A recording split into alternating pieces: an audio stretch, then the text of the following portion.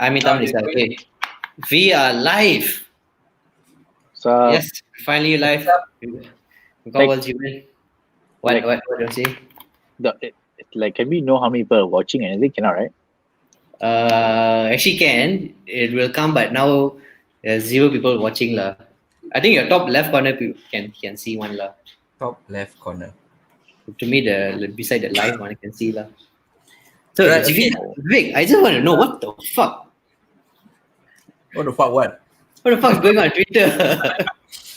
I don't know. What's going on on Twitter, guys? Okay, first of all, let's give the audience for them to understand that Jiven is not on Twitter, right? Jiven doesn't know. He's out of the world. He has been not on social media for how long? I've been off social media for 3 weeks already. Then how do you get your news source and all?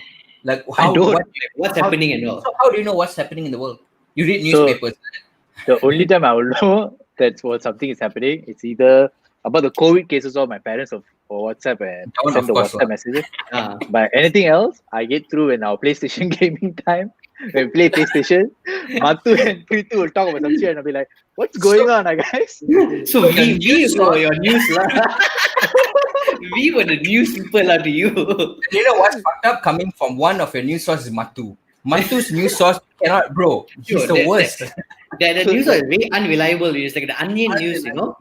Yeah, sometimes he will I'll ask you, hey, I don't trust you. Then he'll screenshot and send it to me. Then I'll like, okay. So if it's right, he'll be so dedicated to proving that he's right. He'll screenshot, sending 10 pages of essays. It's just send everything like a teasing paper. Even if he knows he's wrong, he will never admit the shit. He'll keep on bullshitting. But to answer your what you're asking, Pritu, what's going on right now? Okay, to give Jiven a context. What happened? We'll come back with Jiven with the social media break later. This is more famous things. Okay, so what happened was people started attacking me lah. Basically, that's what happened. That's not news, right? Yeah, that's not news.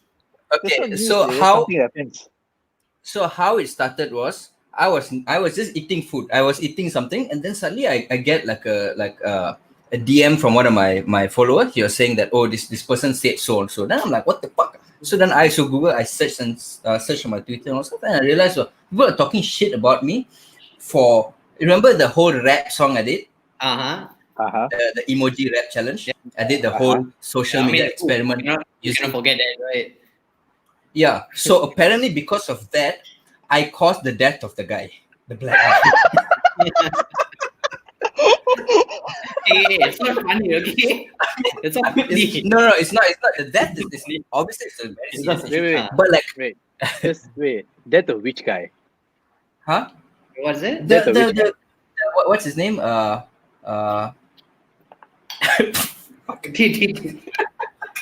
What's his name, man? Come on, man, it's trending. I'm not on social media, so I don't know. No, the George Floyd. The death of him. Oh, the black guy who got. Yeah, I mean, he's the reason why the whole world is it's so fucked, right? Okay, before we go to that part of the story, what was going on when you were saying the N-word on emoji? Right? That one I got to know. That was okay. First of all, you guys know that I like to get reaction out of people. I purposely say shit. Like, I'm not dumb. I know exactly what would trigger people. I know exactly what would piss people off. And for a fact I did that for a reason, right? I know in Malaysia at least a bunch of people who care so much about this N-word more than anything else in the world. I don't know why. For them, this is the most important, they live for this shit, right? I don't know why, right? Indian people die in one corner, they don't give a shit. But this one, type some shit, But as any black man came and told, this is not cool. Not even all Malaysians. All Malaysian, and it's just that same group of these people. The same group of people are this social justice warriors. Even I have a really good black friend. I think you guys met him before as well, Izzadin.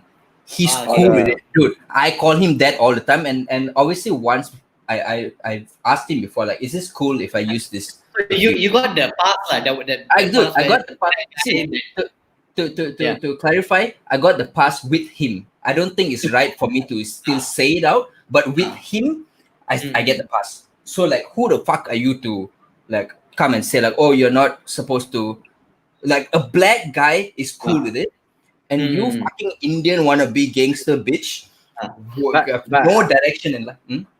But for me, it's like the context of the word in the song itself. Like, no, it's like you said it very clearly. Like, I use the N word, and it's gonna trigger some people.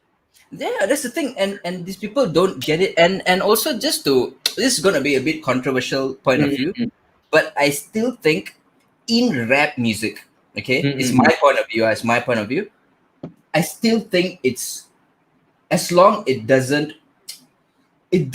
mean you're racist when you use that word in a rap song. Use it for art. Yeah, it's usually for art. I mean, like these rappers have sort of normalized the word in rap in the rap song, right? And it's also the way you say it, right? Yeah, there's a different spelling for that word. One even is, yeah, even in was this the thing few years back, Kendrick Lamar's concert where he invites all these fans come and sing with him and all. So apparently one concert he invited this white girl. Then they were playing one of Kendrick Lamar Backseat Freestyle. So the start of the song, he says the N-word. So at one point the woman also will say the N-word, and everybody's just like boo boo. Then she was like, I thought this was part of the song. Like, it's part of the song. Yeah, but I mean, saw the video though. Yeah, I still think. When I saw the video, but Kendrick sort of like didn't defend her so much. He was like saying you shouldn't say it. And she said, "I'm sorry," and then life goes on. So still, the people, but no, was like, oh, you cannot say that. We're the audience, and the best part, the audience, when the song played back again, everybody is shouting the N-word, like to the whole stadium, because they at that point they just put down volume, and half of, I think like 80% of that crowd were whites. That's the, it's part of the lyrics. What you want to do? Like Kendrick wrote it. It's part of the lyrics. Then like, fuck, man. So it's like all these people are just like, what were they doing? Were they like, have I seen you, or like you just cannot say the N-word? They were, bro, like they were saying a lot of shit, and then like there were a group of them. They were like, if my friends who follow Vika, and if I see you following Vika, I would unfollow you and shit. Like to that extent, like for you to have that mentality where you feel like all of your friends have to have that same kind of thought into something, just shows how shallow. Like it's just like expand your fucking bubble a little bit, man. Like expand a little bit. Like that's a lot of point of view of things, and just because one doesn't agree with my point of view on something, and they straight away like cancel. Like cancel. The best one, I think I saw one. I tweeted this tweet in 2015. A tweet 2015. So they literally went back. They scroll, and went back to 2015. Yeah, 5 years back. 5 years. I said something. I said my homie. No, my something Barack Obama. I said a tweet. That shit I saw that. My N-word. Brought that back up, and then like I tweeted a Joyner Lucas lyric. A Joyner Lucas lyric with the N-word. That one. So they say I said it like Pukima. Like it's a lyric by Joyner, and they make it a big deal for like they're making it such a big deal when people outside are actually dying, and for them like use a random Malaysian dude with so and so kind of a small following use it, and I'm enabling people to like, it makes no sense. But like, don't you think like it's because they view you as a person that like you have voice, you have an influence in the whole country or some percentage of the country. Hold on, my battery is dying. Hold on. We got battery is dying. Wait, never on time, you know. That's why first battery dying. Oh, never on time. Go see anybody could comment or not, then you can at least like fill up the time by reading the comments. Jiven, have you not left your house? I go to physio and I go see Tiara lah. You look like you never left the house. You look like the caveman where you just stayed at home and just like just be at home. Okay. I genuinely enjoy being at home, babe. Like genuinely enjoy it. I can see that. You're happy. I can see you smiling. Yeah, I think I went outside to my office twice for a production meeting. That's all. And so you just go home, work, Yeah, it's normal lah. Work, but like I got invited to go and lepak in Mama all, but I just avoid it as much as I can now. Who inviting Yes. you to Mama Allah? I thought we are the We are only the only friends. Fuck, who inviting you to Got Mama? lah. I got more friends than you all lah. people imagine. Nabina. So Vic, you were saying Yeah, what you were saying just now? what you were saying about the N-word lah. Oh yeah, the you're voice. so you like, don't you think they view you as a voice of someone, and like you represent some sort of Malaysia, because you're that face that everyone see, and then once they see you doing something wrong and it's negative to the other society, don't you see like that's where they're coming from? See, that's the thing, man. Also, just to give Jiven a context, these people were also calling out a lot of like, even Harvin, Zamira also, even they didn't even do anything. They were saying, "Oh, these people must say something." Did I get called out? Did I get called out? I don't think they forgot about it. They forgot about it. This is why you don't leave social media. People forget. Nobody gives a shit about me, man. That's a good thing, Jiven. That's a good thing, man. That's a good thing, man. Like, it's honestly, it's. I wish sometimes people don't give a shit about me, but for me, sometimes I feel like I like it. At the same time, like, oh, are y'all like, my opinion matters so much? Is it like? You're like the party princess, The one But so as I was saying, like, these people were like calling out like people who, like, because Harvin used to have like braids and all, right? Yeah. Harvin, and they were saying shit like you can use their culture, but now that a black man is dying, you're not saying anything. They were actually harassing like content creators, influencers, to force them to speak out and post a tweet. All they want is like one tweet, and then for them it's like, oh, it make a difference. But why? It's like nothing to do with you. Right? I don't know, dude. Like, I really don't know, and I feel like they, like, if you want to have for me, I personally, I make all this YouTube shit. I'm not here to be all political and like, fight for this. I'm here just solely to entertain, and I've been an asshole since day one, and I am still an asshole online until today, and I don't know why these people expect like content creators like us to like voice out something that they don't know so much about, at least. I mean, like, they are also like not wrong, but they are. I feel like they are using all the social media platform for good use. We are raising awareness, but I feel their channel was a bit wrong. Like, why are the hate coming towards influencers, social media? Can't the hate go to like politicians and all? Like, that's what I'm coming from. Like, channel that it's not wrong having those kind of hate, but why are the hate coming towards all? Shouldn't the hate go to the government? I feel like it's all very personal. I feel like it's all personal attacks. So they all like, so they all last time, or like kumpul. Oh, now what chance? Let's all go at that. Fucked up. To me, I think that these people that attack social media, like Vika and Harvin, right? I don't think so. They understand the problem, because the problem is we are nowhere related. We never face this kind of issue, the black issues. Yeah. So black guy dying doesn't really affect us so much. Mm-mm. You get it? It doesn't affect, but I understand the whole context. We face it here as well. It's the same. Yeah. It's the same issue, but different context. It's the same way, but different context. Yeah, but to me, it's like to me that because the black people there are treated way more different, because the police treat them differently. Yeah. Here, the people themselves treat, the Malaysian people themselves treat. If you like, I think me and Vika, when we went to Bali before, I broke my hand. Yeah. I remember. We get back to that story later. I remember in Bali, like generally, as Indians, when you go approach anybody, they will generally be freaked out. Yeah. But in Bali, it was like everyone will come approach us. It was a different environment. Yeah. But people are more friendly. And then here you have people that, a black fella die, they shout. But the Indian fella gets harassed or gets mocked down, they be laughing at it and say, yeah, he deserves it. So you're saying, like I said, racism still exists in countries like this, lah. Yeah, I think Malaysia is way more stronger. That's what I feel. I feel also like that channel shouldn't be. It's good to have a voice, but the channel should be about you clean up your own plate here first before you clean up other people's plate. Yeah. Like, you get what I'm saying? I feel like every country, regardless, it will have race. There's no such thing as a racist-free country. It'll still be there. I was just thinking. So last time I remember in Tinder profile, everybody said 6.11 inches only, the height of the guys. Last time or now? Huh? Last time. Is Tinder still a thing?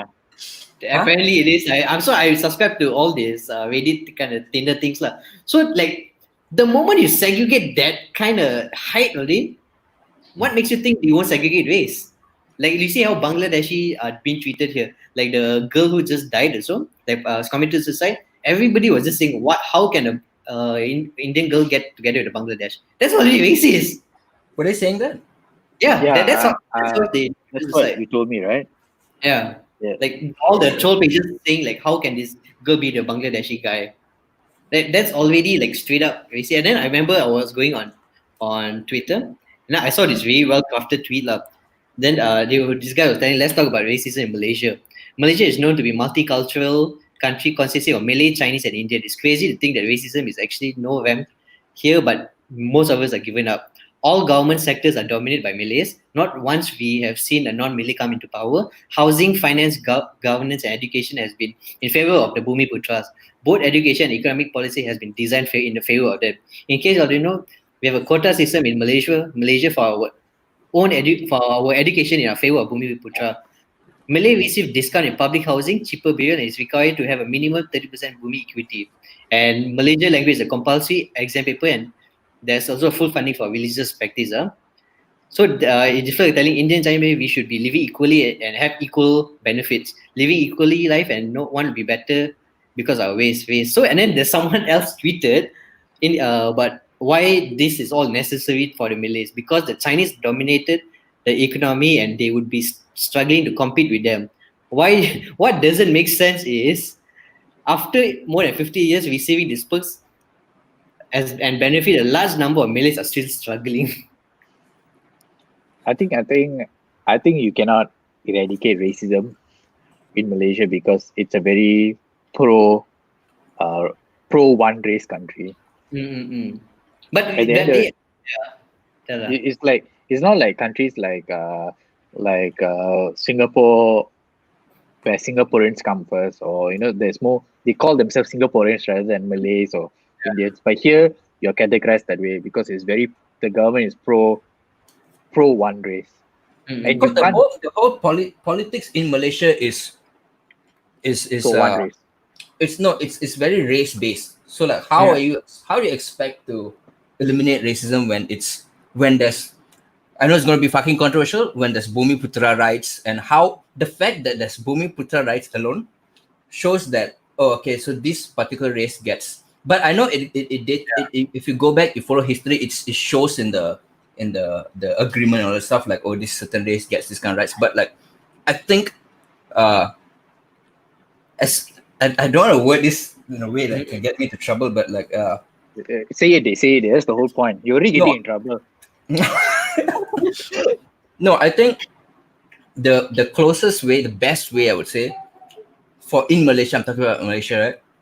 The first step for the government is a move by government. Government's the only thing. Unless the citizen in Malaysia have the balls to go out and tell like everybody come at once. It will never happen. It will never happen. It never happened. I think it never happened. Yeah. So the government. To me, you don't have to go to the government level also. Even I think in content creation, in terms of YouTube itself, that this kind of racism works very well. Yeah, I think everywhere racism is always there. Everywhere, no matter where. Games, YouTube, the streaming platform, they all. What you're saying? It just happens lah. Like I feel like if you want to make content that's very general for Malaysians, you're not going to be anywhere. If you make content that's very specific for one race, you blow up very, very fast. So you need to not to diversify your viewers. You just need to focus on one viewer. You need to only follow one demographics. Then you can be very successful. But let's say like a lot of like content creators, they are here. They create English content for the market of US. How are they not blowing up?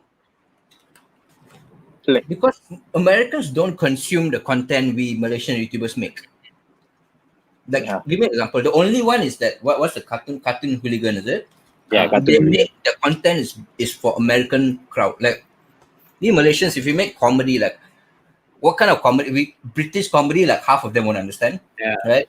You gotta. The content is sort of like dumbed down. So it's about yeah. So it's more about It's more about the blowing up rather than the idea. It's more about satisfying the customer rather than satisfying your own self. Yeah, so it's more like if you want me to put it in a very blank way, like Malaysians are generally not very smart people in consuming content. Whoa, yo!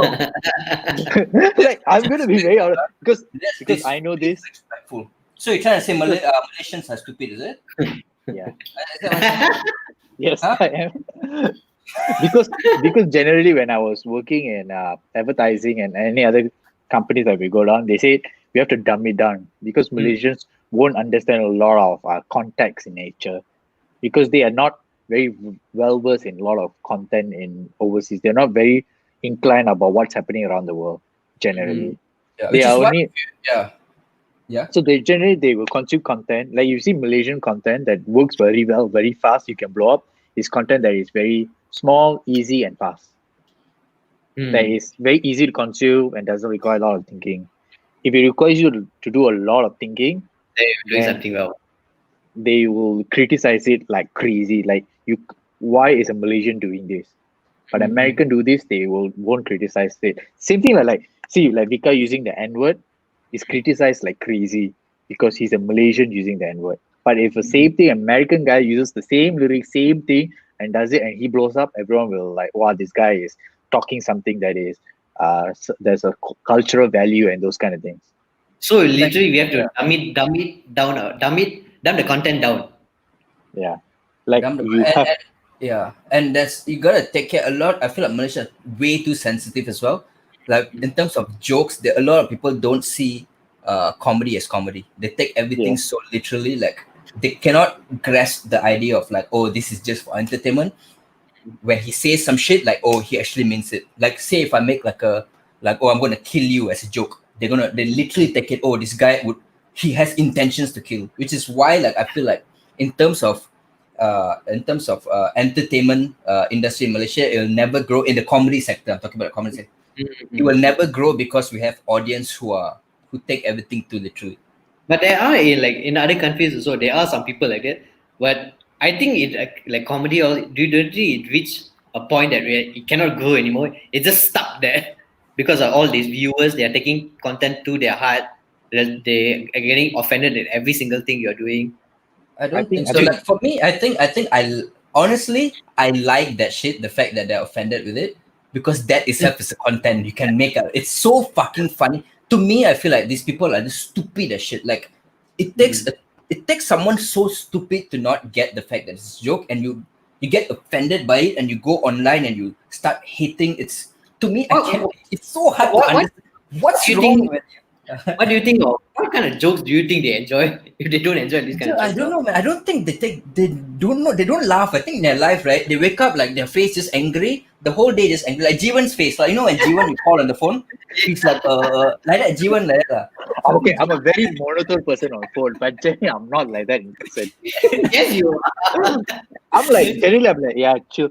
But I think what in terms of content that people like that I figured out is content that genuinely like reaction that is they like slapstick comedy. Like Malaysian generally like very slapstick, fast, straight to the point comedy.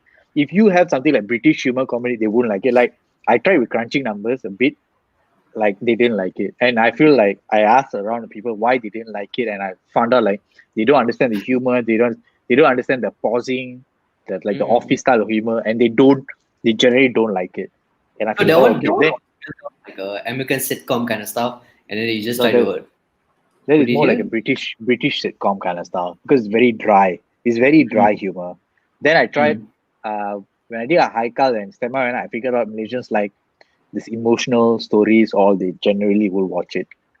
They're still very sad motherfuckers. They just want sad shit. You know what I mean? Yeah. So if you think all most of Indonesian sad songs are really famous here. Yeah. Actually, my video blows up in Indonesia. Indonesia, Malaysia. Indonesian market is so crazy. You get 1% of Indonesian market, that's your rich. Yeah, but also we have to target that market, lah. That's why I've been talking to some of the Indonesian content creators to collaborate with them, but unfortunately I cannot fly now because. So don't you think creating content here or creating content there, which is more useful? Like, should we just let's just leave Malaysian audience aside. I've done my part here and it's not working. Let's try somewhere else and let's see whether it works there. I come to that conclusion where I don't really care about Malaysian audience anymore. International lah. You want international. Because about my Malaysian. For me, I give a shit about my people, and I want to educate Malaysians to somehow one day they'll reach a level where they would actually be like, oh, you know what? I'm gonna consume this kind of content. And until then, I'm just gonna be the asshole who's gonna like poke the fire and like I don't mind being like that. You really think they will really like, you know what, one day suddenly let's like fuck it, let's just enjoy Vikar's comedy. Do you think it will come a day? Anytime soon. I don't think so anytime soon. Do you know like how many times Google approached us to make videos for them? And how many times they have rejected all our ideas? What was the idea? What was that about? I think when I did stereotypes, they rejected it because Malaysia is a very, very sensitive climate. So they rejected it. This was really funny about this. 3 hours before premiere, they rejected it. Then before the COVID thing started, they called a lot of Malaysian content creators, about a few of us. They had a conference call and they asked me to make a content. So I made a content like how you can get COVID. I posted on our Instagram. I just send them the script. They just say, okay, you know what? We can't do this. It's too risky. We're not doing this anymore. We take everything you want. It's so safe. Hey, by the way, wait, how do you look at the comments? Like, are people commenting? How do you? Let's interact with the audience as well. Wait. Vishnu is only here. Wait, I got something to ask you also. Like, this one speaking about like you did for Google, like you all have represented Malaysia for a lot of things. Like you guys were like the face of Malaysia's entertainment. Okay, don't put it at that. He's not Jiven smirking out. Yeah, I'm a big shot. It's not Jiven smirking. Like finally someone said it. Like y'all have doing something for the country rather than all his listeners are not doing anything that. Like y'all are the face of a lot of things, but yet you all are still getting shit talked about. Like what? To me, I feel like if you don't get slammed on Twitter, you don't get people don't hate you. I feel like you're not doing something right. The fact that people are hating, but I don't get any hate on Twitter. Then you are not doing anything right, lah. What have you all represented for Malaysia for? Sorry, what? What have you all represented Malaysia for? We've done with UNDP. We've done a couple of projects with them. We've done a lot of like peace building. It's weird that they invite me for peace building shit and all. Like, why are they inviting you guys for? I feel like I think nation development and peace building and all this kind of stuff. See, for me at least, I can't speak for Jiven with this.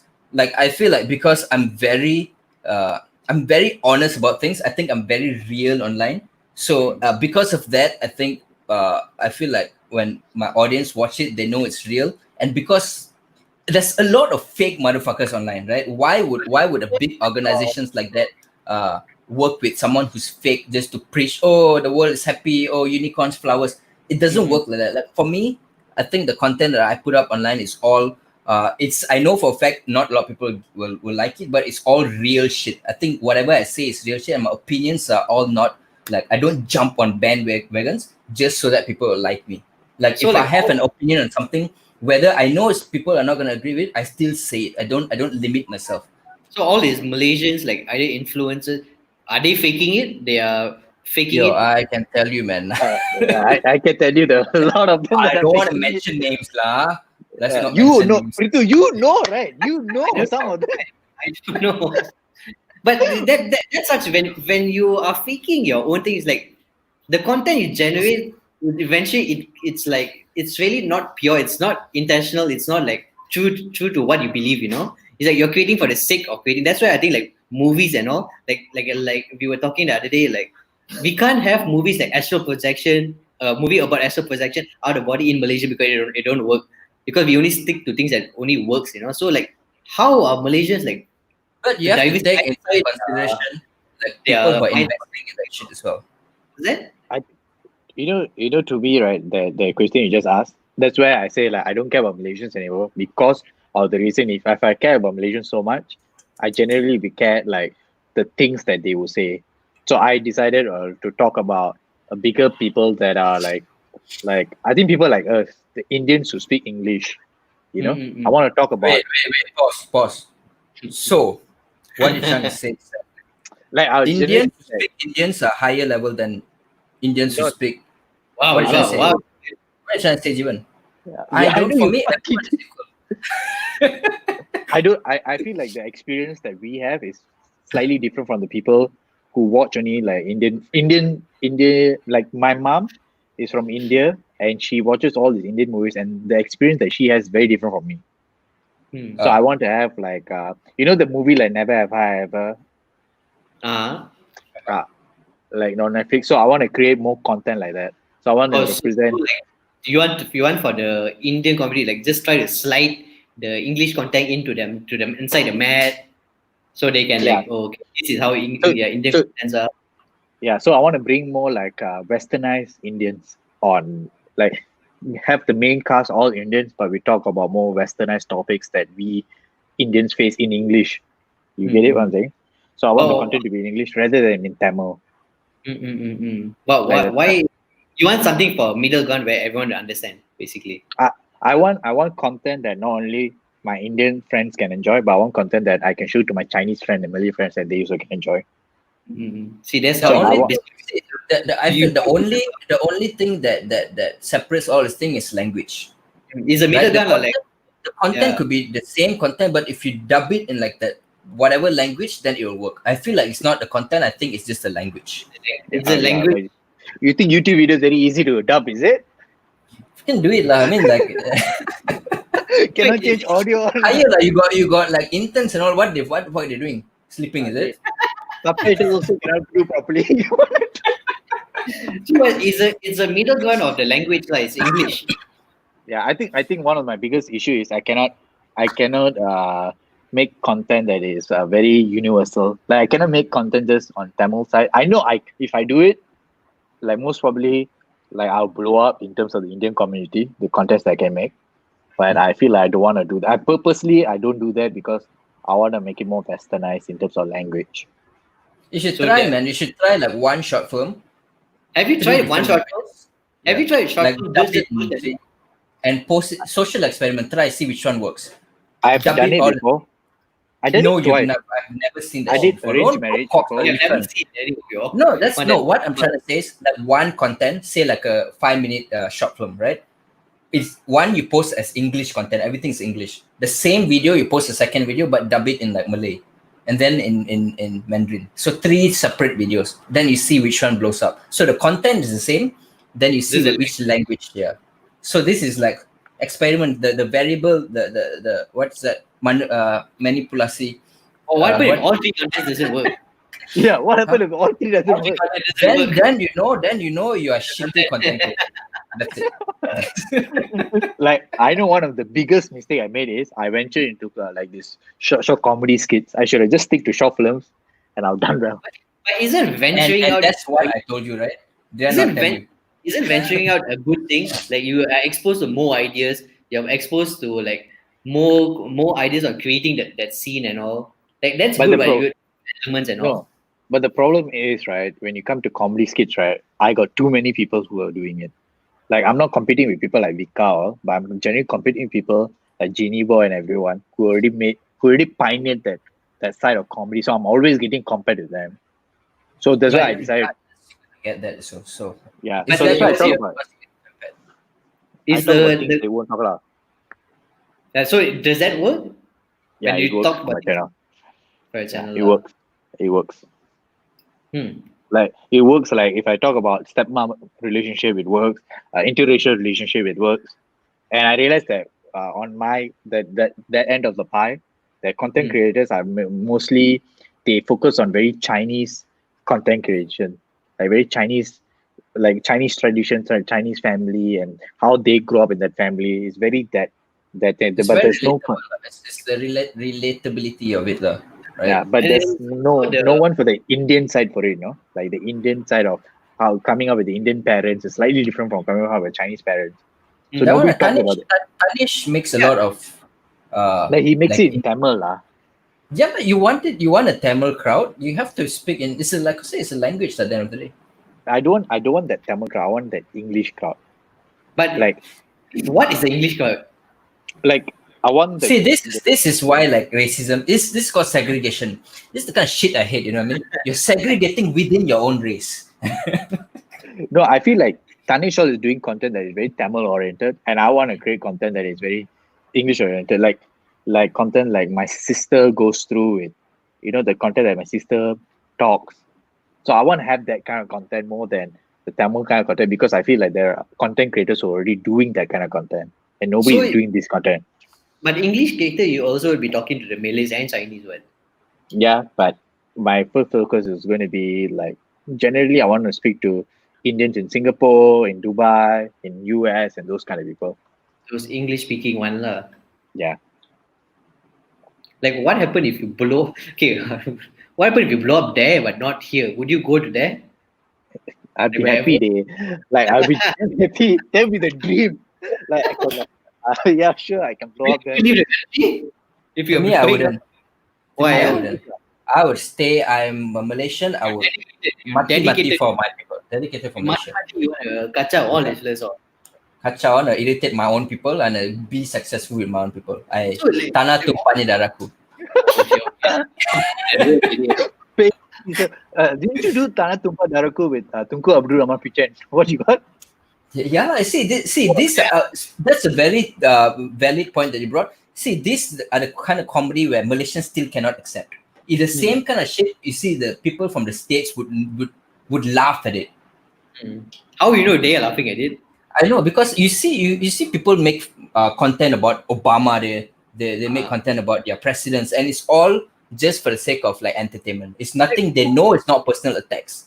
Who are these people attacking you? I don't know that. Like, who are this set of your audience? They are so dedicated. They're so dedicated on attacking you and the people around you. Like, who are these people? Okay.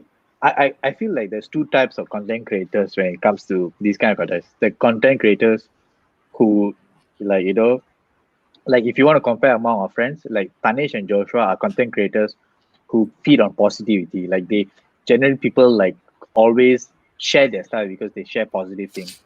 But Vika and Harvin are people that And are they growing up opposite. because of the haters. Because of the haters only they're growing up. So whenever they create control, they know like I think one thing mixing with Harvin and Vika the most for the past few years, I figured out one thing is they do every content just to initiate a hate, and I feel like people keep falling for it every damn time again. And I feel like y'all are giving him what he wants, right? I'll be like, Don't expose. Don't expose. I feel that- They don't know the formula, then it's not going to work. I feel that that's the best marketing you can ever do when you get haters because haters are so dedicated. Fans are just like, I'll support him once in a while, but these haters are so dedicated. Like they have schedule. Okay, let's go hate No, on that's him not every true. single. I have to correct what you said, Pritu. I think fans is they don't not support once in a while. Fans are they will be there to support you, whereas haters see people like a fan. A fan would share a video and they put like nice video. They put like funny laugh emojis and all stuff. But that kind of like a post you see online, it doesn't. There's nothing else you get to comment to it. Whereas you It's see not clickbaity. haters, it's not clickbaity. It clickbait. doesn't. There's no response. Whereas if there's hate, someone will say something, the fans and also the hater will react to it. The fans will be like, "Whoa, why? What's wrong with this?" And then there's some sort of interaction. The haters will really hate. They will continue. They will like spread. Or that's how it works, man. It's such a sad thing, but like that's what that's my business model. But there's one positive thing, like if Vika ever fucks up, right? And people are like, yeah, that's Vika. But if the positive fella fucks up one time, Yeah, he's correct. gone. He's gone. Yeah, Like very you take always, easy one. Yeah, I think I've reached a stage where people like, fuck, let him say whatever he wants, and I love it because like I get the pass now. I can say whatever the fuck. now that pass lah. Now you got the second pass. He's like, you know what? Fuck, he's an asshole. So like, he just let it go. Which video got the most hate of your one? On Facebook, my Prime Minister video got the biggest hate. Oh, that one, bro. Yo, that I one. helped you film or something there. Yeah. What? That one is a different crowd. That's like the Malay crowd because they were not happy. I just found out also that when you wear songkok, you're supposed to cover the whole head. Oh, like okay. a little bit of hair cannot come out. And in that video, I had like hair coming out, and that made a lot of people unhappy about it. And that video got hate because of that, but not of the pic. Oh, I was expecting you. Some of them were not happy with the pic as well, but a lot of people were commenting about the not wearing the songkok properly. How the fuck did you get a pic? First of all, like the pic is so pink. We went all the way to Malacca for that lah. But back to the point I was saying, on Facebook, it got like the video got like close to a million views right nowadays, and it's the comments. If you go and see, it's just all fucking hate. And the reason why it got that kind of views was because people are hating on it. So hate generates your wealth, basically. It does. But like if you're a content creator, like who really focus on like, oh, would the brand want to work with me? Like a lot of brands are very, they don't want to work with certain kind of, you have to be super positive. And if you're that kind of creator, I feel like it's not the way to go lah. You at one point also you reach like in the end, you cannot do anything. At one point, it's just like, what the hell to do? They're talking about this kind of thing. Like people get bored when you do positive thing. Yeah, that's the thing. Like, people won't remember you if you do good shit which is why you gotta be an asshole throughout, man. To all the people watching this shit, just be assholes, man. Like, Michael Jordan was an asshole. Michael was an asshole. So have you watched the documentary? It's a fucking good documentary, man. So good. Have you watched? Have you watched? I haven't. Dude, that documentary is so well documented. Dude, I can tell you Michael Jordan is an alien, dude. That guy has like, he pressure his teammate like to say like, hey, you better play good. If you don't play any well, get out from the team. And at those times, the players were like, I got nothing else than basketball, so I have to be good. Yeah. So he's like, the pressure that guy puts on the whole team, and the guy shouts, he talk trash during the training and all. Like he'll say like you suck, he'll punch you, he'll punch his teammates and all. So now that you're saying, you're bringing that point up, right? Do you think Chicago Bulls would be on top if Michael Jordan wasn't an asshole? If he's all positive, it's okay, no mind, tomorrow I can try. Do you think they'll be on top? The Michael needed to be that way. The point that we are all trying to make is that you got to be an asshole to be successful. To be on top. somebody got to play the asshole card. But there are nice people. You see Mother Teresa, she's good. Fucking, you don't even know what that time got no Twitter for people to expose Mother Teresa. You don't know what shit she has done. You know what I mean? Nobody's perfect, man. Fucking Gandhi was like a pedophile. He was like he had a lot of. I've read some articles on it. So he was what did he do? People say he was a pedophile. People say he wasn't a good guy as well. But so so it's a social media that's exposing everyone. It's your assholeness comes out because of social media. Yeah, you should be very honest, man. If Jesus shows up now, right? Oh no, I'm out of this conversation. They will expose him for shit. Oh, that can't we going to that? No, we're not going to go there. We're not going to go there. I remember seeing the it's so good and so bad at the same time. Like I remember seeing the riots in US. So this car started like running all over all the protest people all. And what happened? I think out of 10 minutes, they just found her name, her address, her phone number, everything. They literally stormed the house. That's the power of social media lah. But then again, you have these people where they come and attack Vic for no apparent reason. They have reasons. Their channeling so wrong. No, their channel, like I said, since we are going back to that, I feel like these people, they just want to be part of something. and this is it's very easy to be part of a society. So are these the feminist group that's always constantly attacking you? It's usually from that. It stems from that. Like it's sad to say, it all stems from this kind of group. These people who sort of want to make change, right? And social media, Twitter especially, has given a platform for a lot of people to just say whatever they want. And these people they've abused their sort of power for them to say. And it's just funny story, right? There's this a couple of people, right, who I remember they've DM me so many times. They DM me, and for me, like I have a message. Sometimes you got no time to reply all of them, right? And this girl was DMing like harassing kind of DM, but she was a fan, right? So it's DMing. And then for me, I was like, and somehow I didn't reply this girl. And now she's because of that, now she hates me. And now she's and she needs a group to attack me.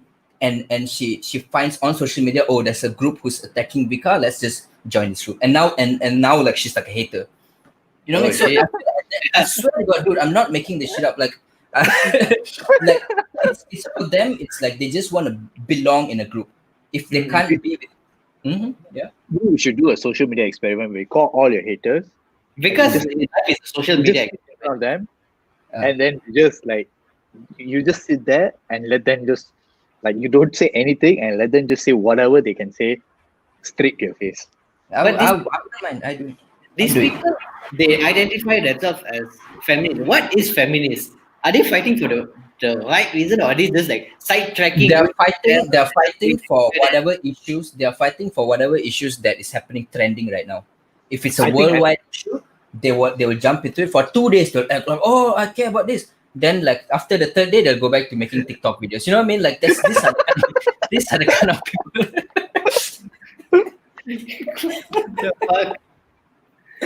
Like they just want to ride on trends. Like I said, like that black guy getting getting his knee to the he wasn't shot. The police knee was what's the word, suffocated to death or some shit, right? So many people die, but like why are this bunch of Twitter people only talking about this and not like other cases in Malaysia as well? Because you don't see like small cases. When you talk about it, it doesn't give you the clout like they want.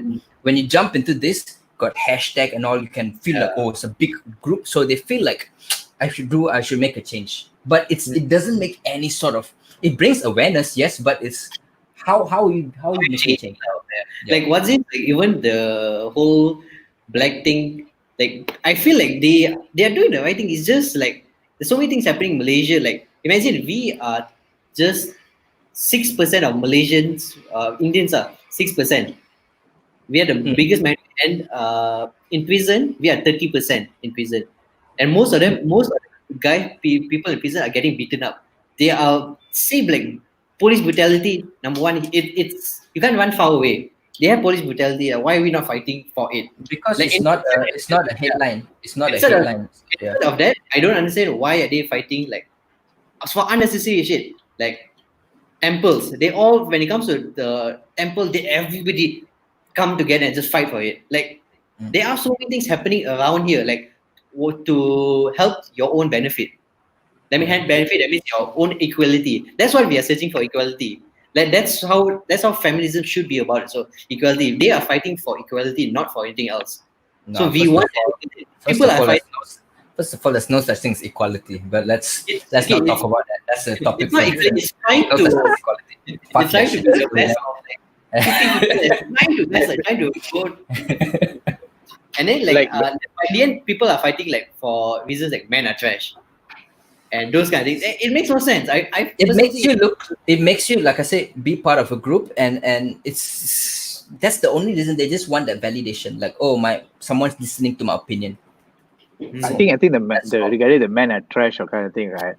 Like one of these girl, she was doing this show, and she told me like she was talking something about along the lines men are trash. Who is this? To watch, like you know. Wait, who? A show? Are we gonna state names? No, I'm not gonna state name, but Vika knows. Fucker, who is this lah?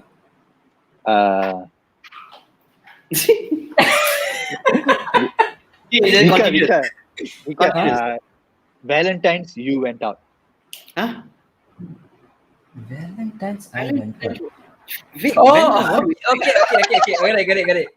Go on. what was the story?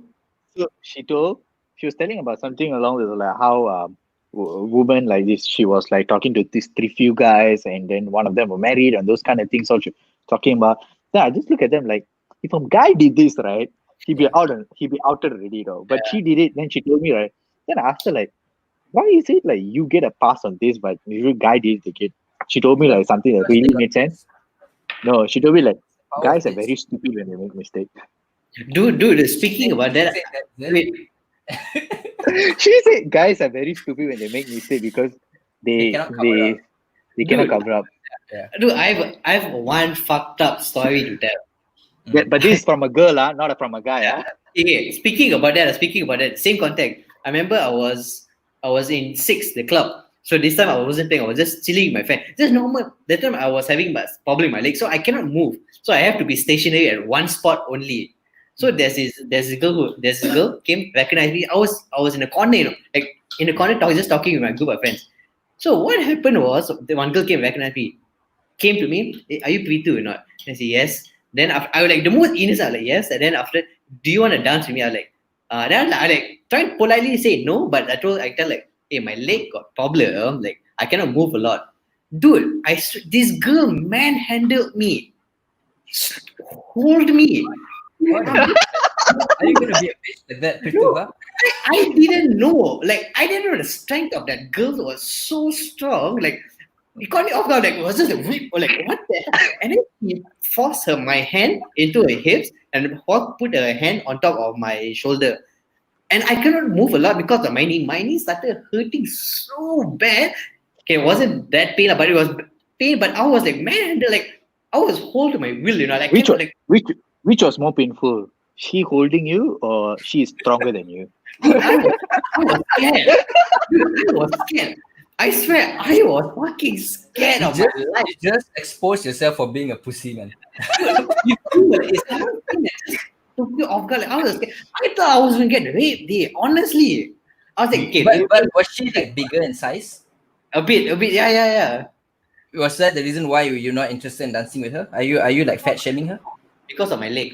I couldn't walk because of my leg. I had my ACL injury at the time. So and then I hear a lot of excuses, but the fact that you got manhandled by a girl, okay? Were your legs on top of? Did she carried you?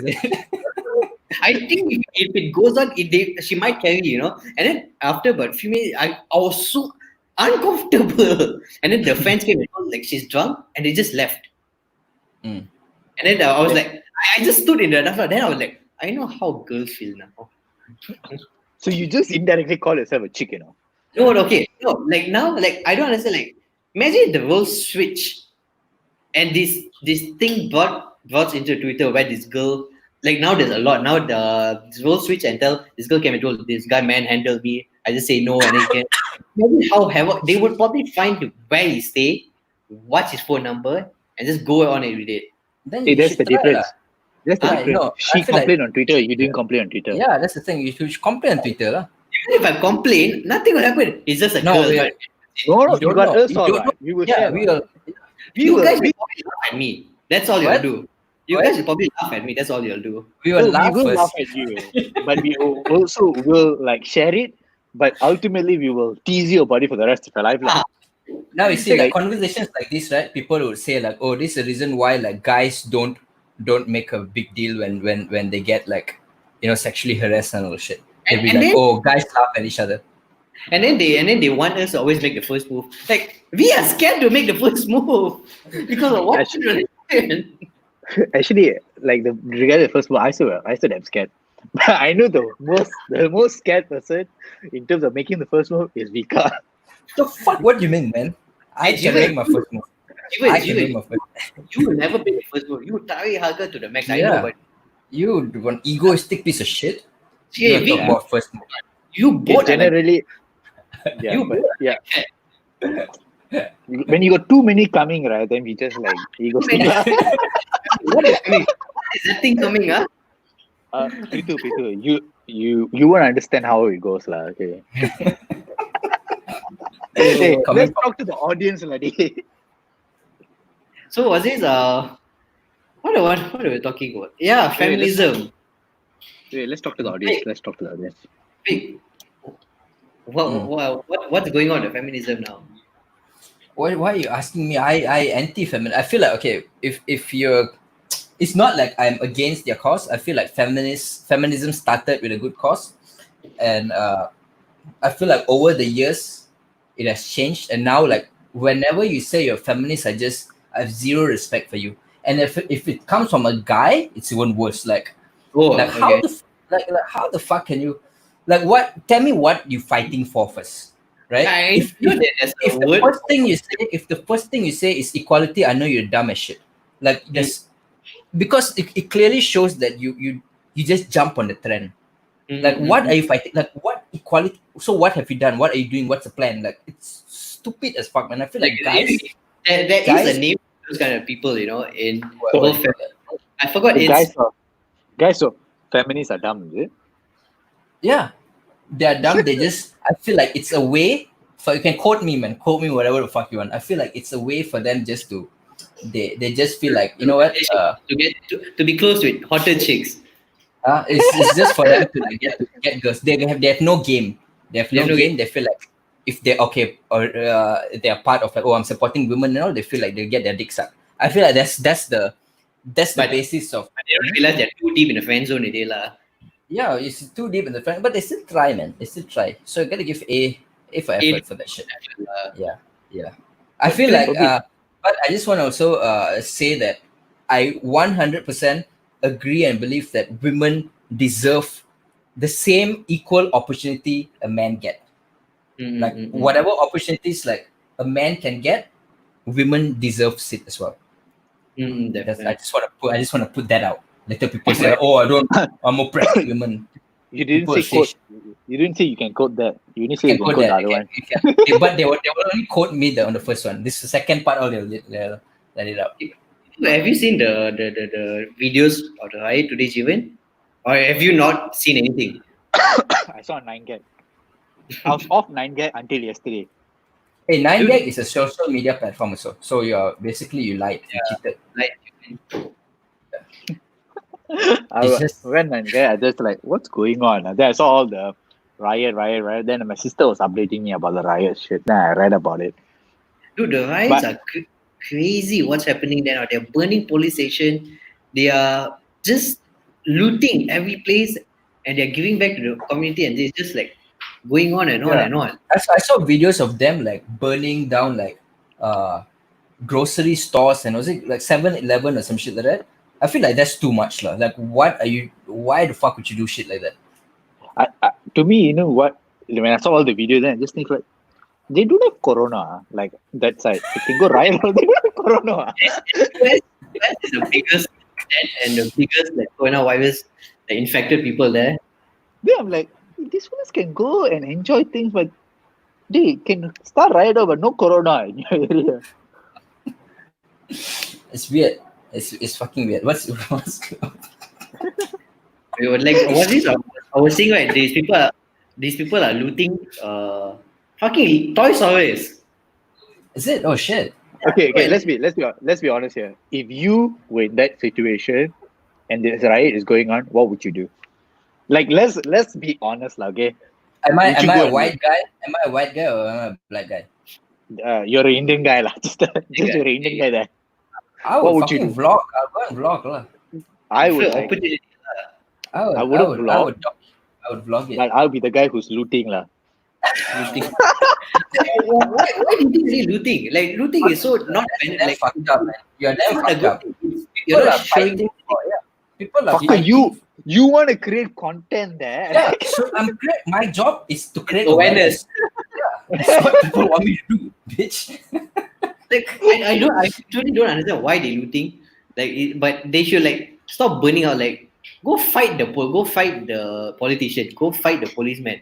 Like, why they like downgrading their own? No, I feel like you gotta understand where they come from. So I feel like for such a long period of time, they've been so oppressed. They've been treated like that. Like, I feel like if I was a black person in America, I think I would have done shit like that as well. The anger, man, like the anger just, you would do shit like that, man. This as a trigger point of America. Like, you know what? I had enough. Let's just like a trigger point. Yeah. Yes, it's definitely a trigger point. But like, it's still not right for them to destroy public property. You want to do on the government property is fine. Do you think Malaysia will have like that kind of, at one point it'll turn out to be like that? No, I don't think so. I think it might. Not. In the next election, maybe. In what senses? Because because based on like, you know, when the government abruptly change, so if there's some shitty shit happens during the election, I think there'll be riot.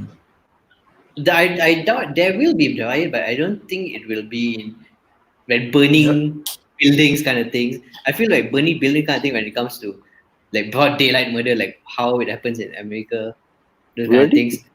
Like nobody has said, like a lot of people in Malaysia, we have the thing of fear. Like police have implanted fear upon us. Like if you do this, you're going to jail. Like you talk bad about the Sultan, you're going to go to jail. So they we're also not talking bad about Sultan right now. So and then like people, they are implanted fear. I don't think that it will go to those kind of point where it will be like America is burning, everywhere is burning, the parliament is burning. Yeah, but I don't think in Malaysia, I feel like people would protest, but not to this extent, and the protest would not be like some race-based kind of protest. It's more towards like the government. But didn't there once like in Subang especially, there's one guy who died, the one Malay guy, or in the temple thing, some race thing happened. Yeah, I forgot what it was. Adib Fleur. Some other guy. So I remember like there was a temple issue. Then this one guy, I think he went, and I don't know the story clear. I can't remember the story clear, but I know he went to the temple, the one of the Bomba thing, and he got stepped on or something, and he died. So there was It was a big case, man. I know until today they bring up that shit. Yeah, there's even not one. So many like young Indian boys are getting arrested, and they are just like they're using the power over them lah. Or like your minority. It's the same thing is there, but it's less intensified here. It's just a brief shadow of it, you know. I feel that was what was going on lah. Oh, so Jiven, I want to know why you stop social media. You have just one of the main reasons I stopped social media is when the MCO started, everyone was creating content. Like everybody was doing content here and there. Then to the point I just like I didn't know what to create. I don't want to do that. I don't want to do this because I don't want to do the same thing someone else done. So I'm like, okay, I kept comparing myself, and I think I spoke to you guys before this. Like I wanted to become a filmmaker rather than a content like a social media influencer. So I wanted to make more filmmaker. Then I wanted to stop comparing myself, so I went out. Then I just took myself out of it, and I just started vlogging because I wanted to learn how to vlog and then create, like basically become more personal with my audience, because I can't do that on Instagram and everything because I never knew how to do that. That was the whole idea. Like, how do I get up and close with my audience at the same time, create content that I enjoy watching, and find out what I'm good at or what I suck at. So it's basically a sort of like a rebrand kind of stuff lah. Rebrand on my personal name lah, rather because Seller Show already I kind of established that it's only going to be short films and stuff like. So in terms of Seller Show, it's very well known that it's only short films going to work, films going to work, and people have accustomed to that already. And the audience that watch Seller Show are very different from the audience who follow me. Like people watch Seller Show, and 90% are people who don't follow me on social media. So you're creating a different set of audience now in this current progress lah. How is that going? So, is it hard to, like, as a YouTuber? Okay, now you're basically like a whole new YouTuber, like a brand new flair coming up, want to start a new channel. How would you create a new audience? I'm just like, I actually don't know what I'm doing. I'm just like uploading videos and just like figuring out on the go. But I think one of the most important thing is that I didn't do with Seller Show, which I'm doing now, is I'm interacting with the audience. Like I read their comments, I talk to them, And I feel like it's much more easier because there's only few hundred people only watching it. Like 100 people only watch it. So it's way more easier to connect with them and talk to them. More easier is not the right language. But then if you think about it, if you rely so much on the audience, don't you think your idea as a filmmaker, as a content creator, that will change a bit, because you don't have to justify, you cannot write content that you want to create, or you will somehow not do that. So I think that's the reason why I divided it, because Jiven Sekar and the Seller Show is separate. So Seller Show side, I will do what I want to do in terms of content I want to create. But in personal thing, I'll just you getting to know me, like Christopher Nolan makes movies like Dark Knight or Interstellar and everything. But as a person, he's a different person. As a person, what person? Like he's much more. He's an introvert. Okay. He doesn't talk to a lot of people. He's generally very quiet. So you Christopher Nolan lah. level 4 So he's introvert and then he creates, but that's the type of movie create, that's him Yeah, so that's what I want to do. It's like the new age of filmmaking. People want to know the filmmakers, like they connect more if they know the director. So it's like if I create also I want to talk about my movies. So if I establish as myself as a filmmaker now, when I make movies, I can talk about my movies in my personal channel, and my movies, whoever want to know about me can find out about me here. Whoever want to know about a movie can go to Seller Show and just find out there. So you're basically two different whole thing up. Yeah. That's it's a bit. Read in the comments, Vic. Sorry, what? Read in the comments. You're not engaging the comments. No one. Okay, go on. Yeah, I'm listening to what you want to say. No, I was reading some messages. Okay, yeah, go on. Okay, I wanted to ask you this, right? Is there a video or concept that you guys never did because it was too controversial? Definitely, there's a lot. Yeah, definitely, man. Definitely. If you see let's talk about a few of it, because I know there's a few of it that I never did, but I'm gonna do it after MCU. But okay, I want to ask you guys. Well, it's not for what stopped you making that video? You bastards lah.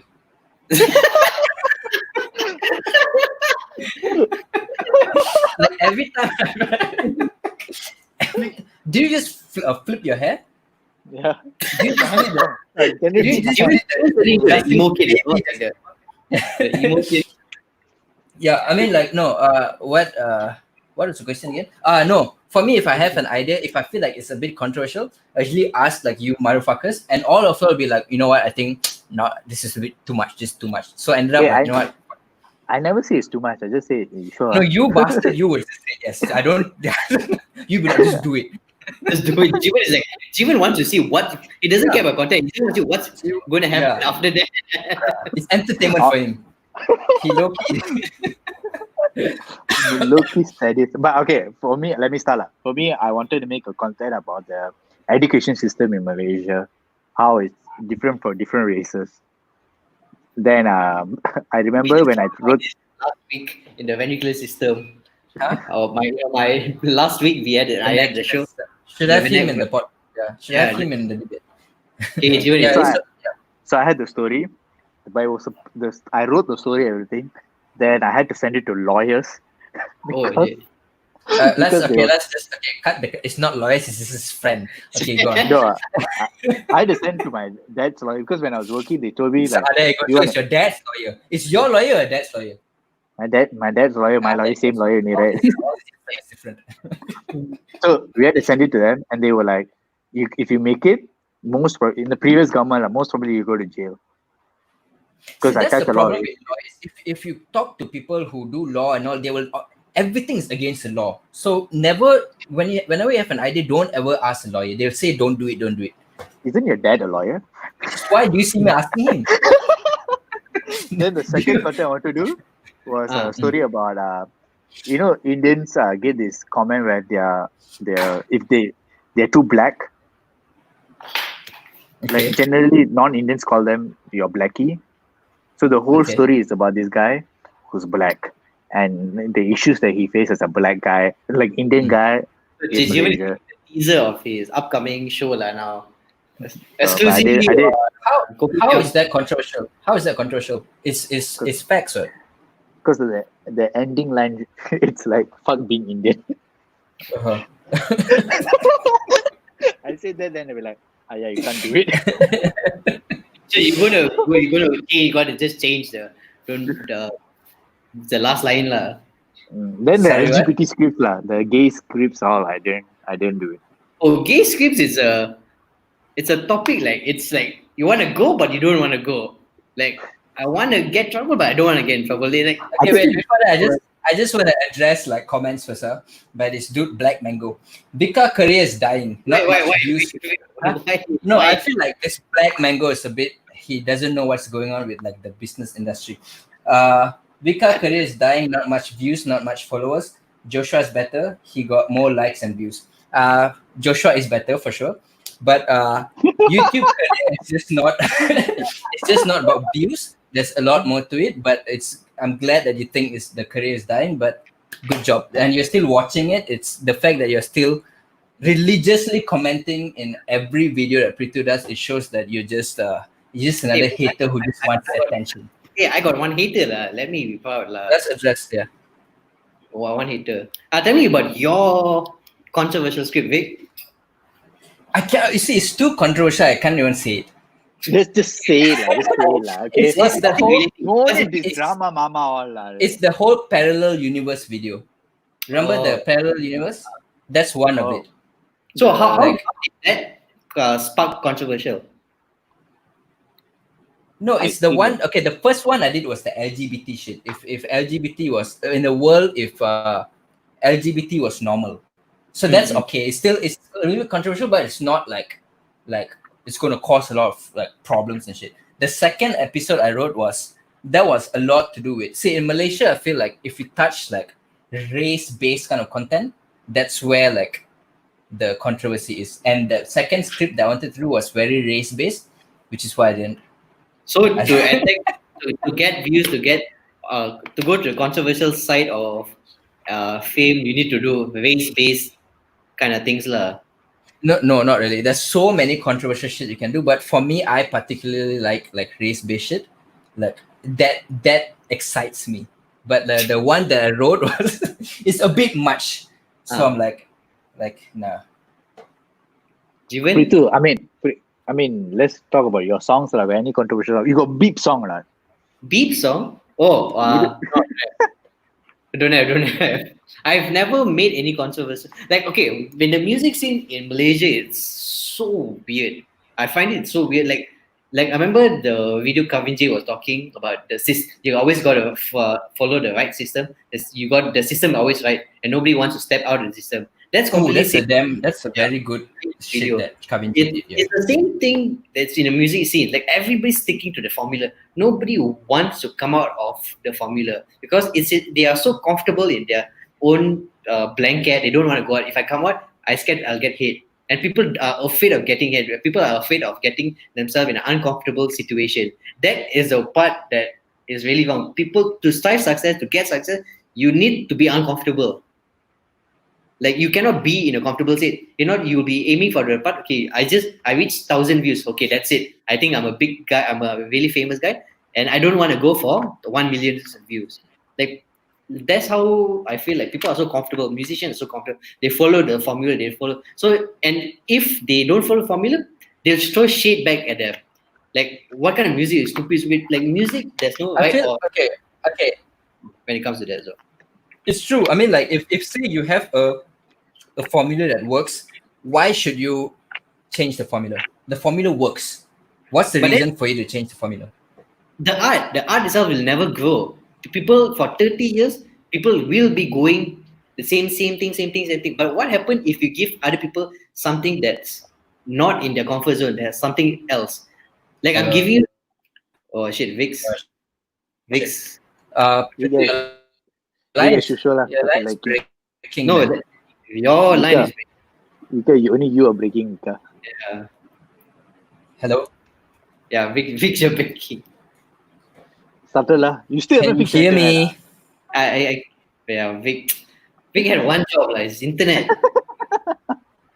going so well just now. I think when you say about breaking the mold, right? I think it's very difficult. It's mainly because one thing when you break, what happens is, hey, Vika gonna. Yeah, he'll come back. Yeah. When you break, what happens is people not necessarily going to follow you. Like they will be like, okay, what the hell this guy is doing? Something different, so people won't follow you. But when you follow hello. Can you hear me? Yeah, Alright, okay, go. But when you follow the format that has already been established, that is good enough, then you come up in a certain way. So if you're starting to break the mold, you won't go anywhere. So you have to follow the system that works first in order to get to somewhere, and then you break.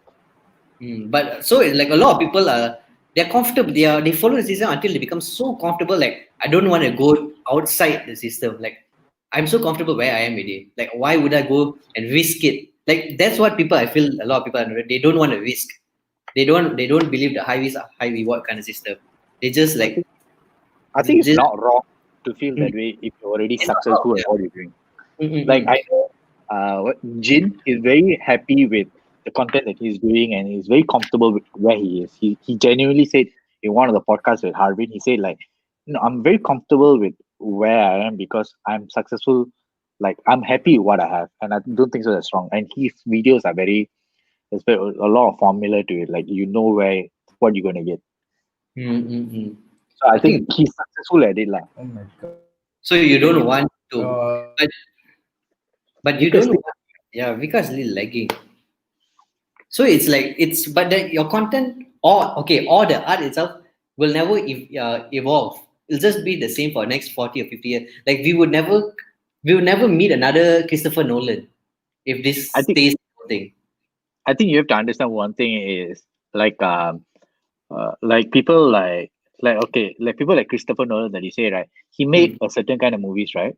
Can you imagine if he made a comedic Marvel movie like a Thor Ragnarok? It would not fit him. But for him, he's trying something new, but people won't accept it because he's already branded himself as a filmmaker that's doing films that are out there. He's not doing comedy. He's not known. Nobody will. If Christopher Nolan is going to do comedy, nobody's going to believe it because that's not him. So when you say you're breaking the mold, you're already creating a trend where you are the person that's breaking the mold all the time. That's one nice analogy you have there. Yeah. So I'll just say like generally, even breaking the mold, if you're going to break the mold, then you have to break the mold every time. You can't just break the mold and then you follow that format, and then you're already going back to the format because everybody is going to follow the format. So it's basically more of the consistency rather than anything. Yeah. So like even on YouTube, the only thing that works is consistency. So you have to be consistent. I think that is one of the reasons why Joshua blew up so much because he's so consistent in what he does. On the weight loss and stuff lah. Yeah. So he's very consistent and he's very hardworking also. So you can see every day he's posting stuff, and you have to give you kudos. Like he managed to do what a lot of us are not able to do. He managed to make content that is very relatable for a lot of people, and then he blew up. So that's very good for him. He blew up in a really short time and a really large period. Yeah. So now if he wants to experiment something different, it'll be very difficult for his audience to understand what he's doing if he breaks the mold. But it'll be a good time for him to break the mold since he's still new. So you can experiment. But if you see it, like he has a system where this kind of videos only do well. If he tries something else, people might not accept it, and people might not accept it because he's known for that. So now Joshua uploads something that is very serious and very, let's say, opposite of what he's doing now. People may or may not understand him, but the audience that follow him for that particular content will be shocked by like, what are you uploading? So people will be like, oh. So he should just stay and do whatever his content. So like he cannot ever like go outside of his and say something else outside of it, whatever he can, but I think he has to be very smart about it. Like he needs to guide the audience about the change. Like slowly venture into it. Slowly push, and once and then this is the real me like that. Yeah, like slowly he has to venture. But I think pretty genuine on his whatever he talks about. He's pretty genuine about what he talks about, lah. So I don't think so. His type of content, those people that follows him, they'll feel like, hey, I followed this film for a different reason. Why it doesn't change? Like he's suddenly their point of view will be changing a day. So I those think kind of that content. I think it's very natural. I think like people grow out of your content. People grow out of your content, and that's a natural process that happens. And like if you see like someone like if you see like somebody like Genie Boy, his videos always do well. But the people that like I grew up watching Genie Boy's video, but I don't watch so much of it because like, as I grew up, my views and the things that I'm interested on has changing. You see, but there are audience who are coming up and who watch it. So because he's so consistent that Jin is only gonna have this kind of content, or Harbin is gonna have this kind of Vika is gonna have this kind of content. People will watch it. Because, Hello. Yeah, so you're still a bit laggy, lah. I think Okay. it was just... Fuck my life. Okay, it's okay. I think it's fine. Okay, go on. So I feel like that is one of those thing that people need to understand, that even though the change has happened, consistency is one key, but when you change it and people growing up with that content is something very difficult. Like I feel like even the YouTube Casey Neistat, like he blew up because of consistency, nothing else. His work wasn't the greatest. It's okay, it's good. It wasn't the greatest, but the thing that blew him up was the consistency. That's the consistency of YouTube, lah. Yeah. So if you want to be consistent, there's one thing. There's two ways. One, you be consistent, or you be really good at what you do. So like when I make short films, I generally take 3-4 months to make one shot because it takes a lot, and I reduced that process to 2 months, which I'm able to do. Or in 2 months or so, I got 2 months my channel is dead. So you get it. So then I have to release something really good in order for it to go up. So like for your channel is mainly for short films and all. Like short film takes a really long time to create. Like how are you going to keep up with the consistency? Like people are going to think like I want to see video, but you're not uploading anything because you're busy shooting or editing. So it's like how's that going to work out as a short film like agency of short film people, creators in Malaysia? They want to create audience and all. So what I do is, because like you guys know, like I'm generally one person only doing the short film. So I realized that I needed more team members to be in the videos. So I started hiring people where like, okay, when y'all can handle client work, let me do seller show work. So you are prioritizing more client works than your short film content for your channel. I prioritize seller show videos, but I hire people to prioritize client videos. Like Vic, so your channel blew up because of consistency. You kept on putting videos, Vic. Oh, let's not forget Vika when he's about to hit 10,000, he got 10 more thousand to hit 100K. He's more consistent than anything else in the world. Like he uploads more. Vic. He's still lagging, lah. Oh yeah, Vic. I think he's reading all the comments. Vic. Oh, I'm gonna ask him off and on. Yo, can you hear me? Yeah. Can. Yeah, I'm trying to reboot. I'm gonna reboot my router. I can hear, but it's fucking like crack all the way, cracking all the way. Let me try to reboot my internet, but I don't know how to do it. I'm trying to figure this shit out.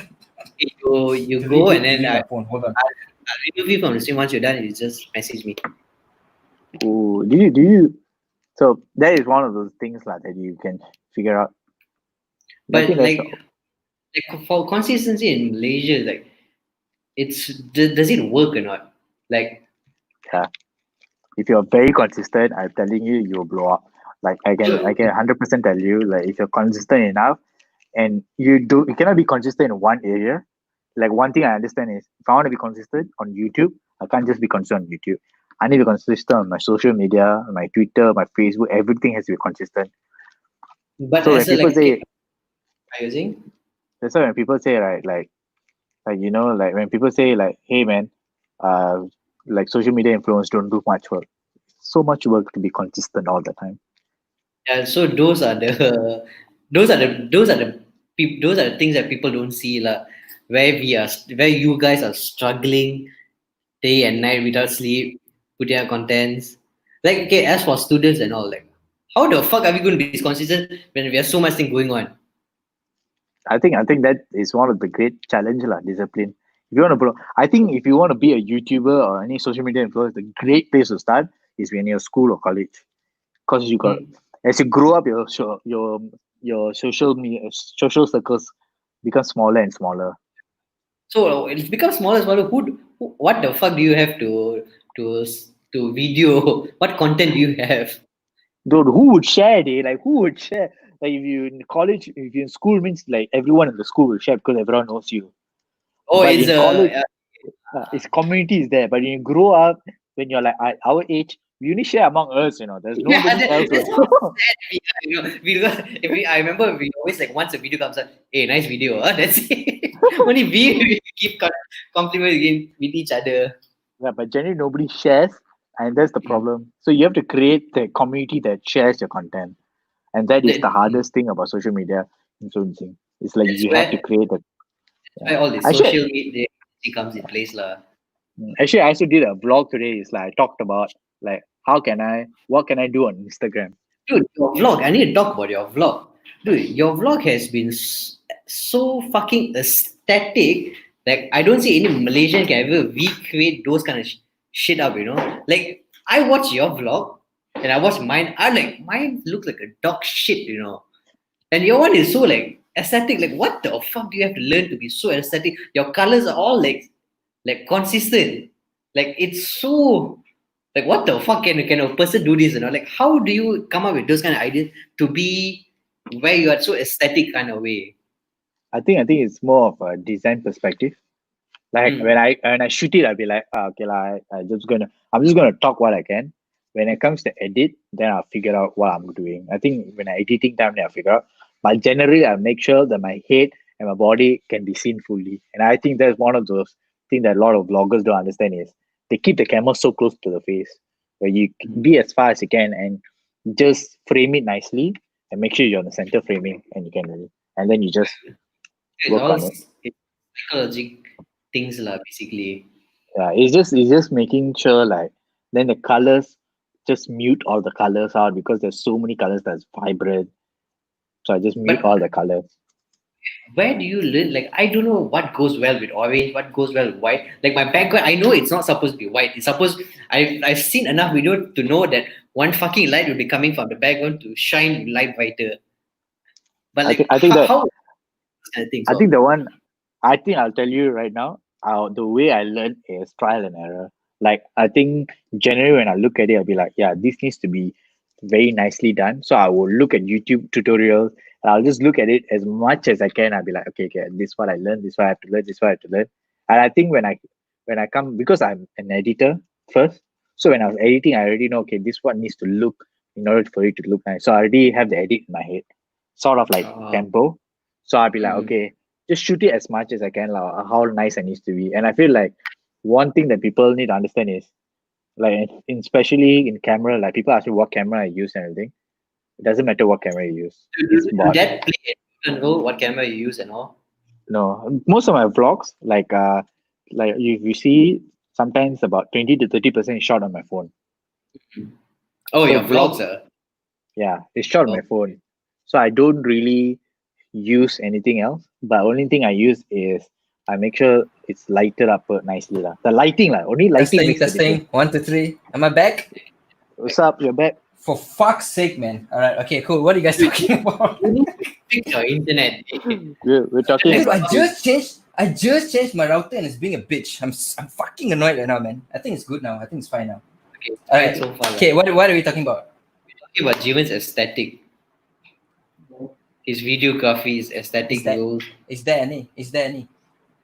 You gotta admit that Jeffrey has a good aesthetic. That's true. I think among all of us, Jiven has the best when it comes to making it look visually very beautiful. Yeah. Do you think Malaysian editors have those kind of things?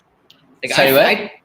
Malaysian editors, like all these movies, kind of like I don't see people paying attention to colors as much as you pay attention to. I feel like in Malaysia there's only 2 editors that do really good job.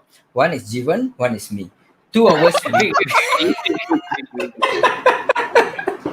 Hey, you know, No, fucker, yeah. I'll tell you this, right? Do you know that the Avengers graphics, anime, CGI was done like 10% of it was done in Malaysia. Oh shit! Inside, like a company in Malaysia. Yeah, there's 2 companies in Malaysia that were doing it. Oh shit! Did they get paid? Yeah, they did. They got paid, right? Yeah, not like the Life of Pi shit. Yeah. So they also did like visual effects for all Marvel movies. And one of these guys, he told me like his work, right, is in Malaysia, but his work is, Doctor Strange. Aircon just turned off by itself. I'm going to turn it on. I have no idea why it turned off by itself. I'm freaking out now. Give me 1 second. Oh, we should talk about ghost stories day. Fuck that. We're not going to share that shit with anyone, okay? But remember, his work is to make Doctor Strange, the flap, look as nice as possible. And it's what is it called? What's the name of the company? I don't know the name of the company. I forgot the name of the company, but it's in Cyberjaya. They have their clientele is all like from overseas and shit. Yeah. There's 3 production house in Malaysia that only surveys, like if any US company wants to come and shoot in Malaysia, they have to go through these 3 production houses.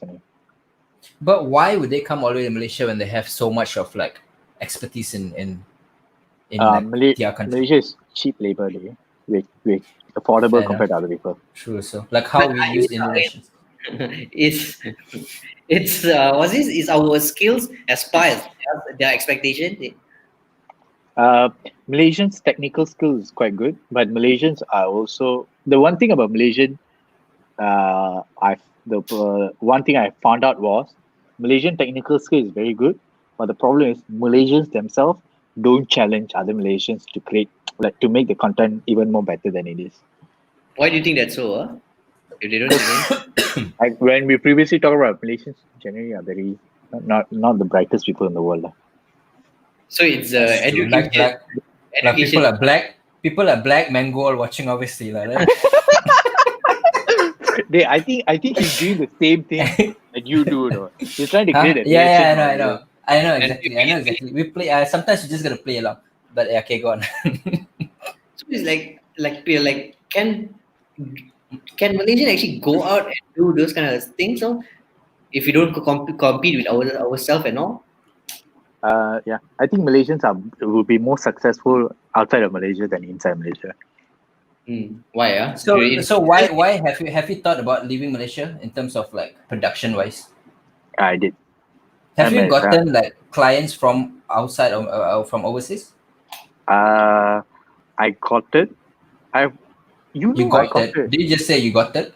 No, I got it before. But what I got before? I got it with you. What is this? Oh, that's Malaysia, man. No, that's outside Malaysia. They're not Malaysians. The one that we're doing right now, is it? Yeah. Fuck it, that's Malaysia lah. No, that's not Malaysia. Shit. The company that approached us are not Malaysia. They found us from US. Oh. But I didn't get so. But you know why you didn't get? International recognition already, right? Fucking representing from what country are you? Huh? What country did you last go to for a talk?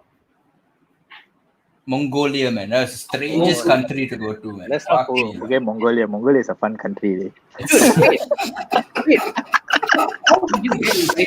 a beautiful country, man. I feel like if I were to settle down or choose a country to settle, I'll go to Mongolia, man. How did you I want to know how did you end up in a gig in Mongolia? It's a UNDP project lah. It's the one Paris one. That's the only good content on my channel lah. Basically, if you think about it. That's the only one we like value. So that's the one that made me travel around the world, which is why I need to come out with a second video which has like that kind of value, so that I get to travel around more. So I'm working on. I'm doing a content on like on what's the What? What's the term? The abuse on inside at home, not child abuse. Domestic abuse. Content of domestic. Huh? Personal experience. It's not personal experience. It's just I feel like domestic abuse. What? Small kids or adults? No, or like family in the family, like two parents, and the parents are constantly fighting. The story that I'm doing is like I don't want to give it away first, but it's basically like parents and the kid watches this thing and how that affects the kid. The domestic abuse. The Netflix has a documentary about the trial of Gabriel Fernandez. Yeah. So, Dude, that one is crazy. Yeah, it's good lah. I I haven't completed the show though, the documentary. I cannot watch documentaries nowadays, man. It's too depressing for me. Dude, why is it so inspiring? I don't know what. Yeah. Lately, I've been enjoying more documentary. Netflix documentary is so good production value. Production value and message. Like I went through that phase of documentary already. Nowadays, I want to watch content that is very like I don't have to think so much. I feel like you're like Benjamin Button, man. You're like negative. This fucker watching cartoons now, you know. What cartoon have you watching? I finished the Hollow. I'm watching Star Wars. Yeah, exactly. Benjamin Button in the shit up, lah. What are you talking about? I forgot. I don't know what we were talking about. It just went from somewhere. Documentary. Oh, if you get a chance to make a documentary, what documentary would you make? What would you make? Who? I would, like, what documentary would y'all make? I would make about my life day. I struggled so much. I slept on the streets. I used to get beaten on the streets. Yeah. Dog. Yeah. Doc on me how many times a day? I do make documentaries. Yeah. You, Jiven? I don't know. Fucker, you came out with a question and you don't have an answer for yourself. Like, That's rule number one of asking a question. You must have an answer. Fine. If I will make a documentary, I will make a documentary about how Indians hate other Indians. That's that's a valid documentary. Yeah. Like a legit documentary, I'll make it. Like that's I remember. But there's not much you can say about it though. Yeah. It's just they just hate. That's it. What else? That's why, but it's going to be like a 2 minutes documentary, is it? No, it's a half an hour documentary. Vice documentary. Fucker, Vice makes the best, man. Dude, Vice and then Netflix as the best documentary I've ever seen. I haven't. There's this new series on like the psychedelic drugs and all that. Have you guys seen that? That's okay. That's okay. It's okay. It's nothing special. Nothing good. Go watch this thing called Midnight Gospel, dude. I've been telling you cartoon shit, right? I cannot watch cartoon, man. It's not. Why are you insulting cartoon, day? I'm sorry to say I can't relate to a fucking character that's been drawn. It's not cartoon. It's the message that the show is trying to give. Message, like the message can be there, but if the execution is through cartoon, I'm sorry, I can't take the message. Dude, my life goal is to make a cartoon, day. Dude, I find cartoons way better than movies nowadays. I mean, obviously they have more freedom for them to like do whatever they want, but I can't relate to the character. It has to be real for me. Like I used to like cartoons, but now not anymore. Have you checked out? Vika hates superhero movies also, dude. Yeah. See, because it's not real. Like it's the fuck with some people flying here, flying there. You don't see what's real. You see the artistic value in it. Like, you see like the Spider Into the Verse. Dude, that movie is crazy. Dude, but like it's not. Yeah, like one time, like you just watch one time and then like, you just get over it. I don't know. It's if it's nice, I'll probably watch again. Like how Jiven enjoy cartoon now. He's Benjamin Button lah now. Hey, Benjamin Button, see fucking playing what is that? Rubik's Cube, is it? Oh, Jiven is like a baby with an overgrown body. That's right. Okay, your hair. You need to do something with your hair, man. You can like if your hair. No, not like that. It's just like weird. Like something's like weird about like. The physics behind your hair. The physics behind your hair it makes no sense. It's just long, like. It looks like it's like weird. Like it's like is it a wig? Like it looks like a wig there. Like you know, like like Sami Velu's hair like that. You know, like one kind. Like Jiven has Sami Velu hair. I can imagine Jiven getting bald, like getting balled up. Yeah, actually, I also can imagine. Because I already have, like, genetically, I have a very, very deep, what to say, that's Like that it whole, goes like that. Goes so like maybe I already, like, genetically, since very young, I already have it. So I'm like, Bald, yeah, meaning the small brain lah. Usually they say if small brain lah. the head goes like the brain like a bit small. maybe lah, could be lah. That's why I'm watching cartoons today. Jiven, but I remember you were telling that you never touch alcohol in your life. You've never done. Okay, wait. Let's first address the fact that this whatever show thing has just gone to just us like having we talking to each other about life. That is the purpose of the show, to be honest. We're not going to talk. We talk Yes, about sir. Black Lives Matter now, like we're talking about the shit that we do. So Jiven, like, why? What? Like, why don't you ever touch alcohol or drugs? I Like, never smoked. huh? I never smoked. So, mainly because I think when I was very, very young, one of my uncle passed away consuming alcohol and drugs. So that like scarred Yeah, you. so like, yeah, no, he's like, I was very close to him. So what happened was, I saw him. Then I saw him in the hospital. Then I told him like, I think only close friends know this story. So I told him like, yeah. So I just told him like, okay, I'll promise I would not take any alcohol or drugs in my life. The next day he passed away. Oh shit. So I'm like, okay, you know what? So You if you think about it, right? Let's break the story properly, right? If you didn't promise him, he would have survived longer. You know?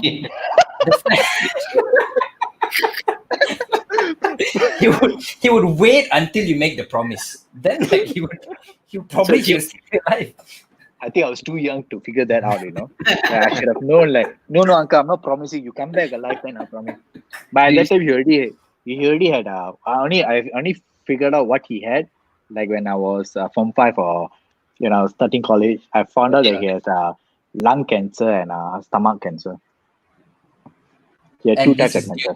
because he drinks a lot, is it? Drink, smoke, Is it drug. they told it's because of this drugs and alcohol or what? Or do you Yeah, they it's confirmed because of the alcohol. what kind of drugs you were taking? At that point, I don't know. I don't think so. I don't know whether he was taking drugs or not, but I know he was smoking a lot and he was drinking a lot. Smoking is But shit. then like your family, none of them drink. No, my Your family sister, don't. your sister, No, your no. brother. As far as You I know. know, they don't drink. I was like, you know, Maybe they drink behind my back, but I don't know. like you see drugs and all that. Should it be legal here or not? Since as a person who don't consume drugs and all, do you think they should be introduced in Malaysia? I think can though. I think if you introduce drugs and all this, it should be legal in Malaysia. Why? I genuinely think it should be legal in Malaysia because I feel like if you make it legal in Malaysia, if you get in trouble with it, then if you get trouble in it, there's outlets there that recognizes that you're taking drugs, and they will be much more like you become a very common problem that people can go for help if you're suffering from it. So it's just the addiction, the problem of people over consuming it lah.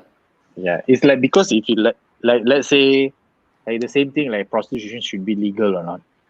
Like it's like you normalize sex after that, because then after prostitution becomes legal, then people will be like, hey, sex education must be there because prostitution is legal.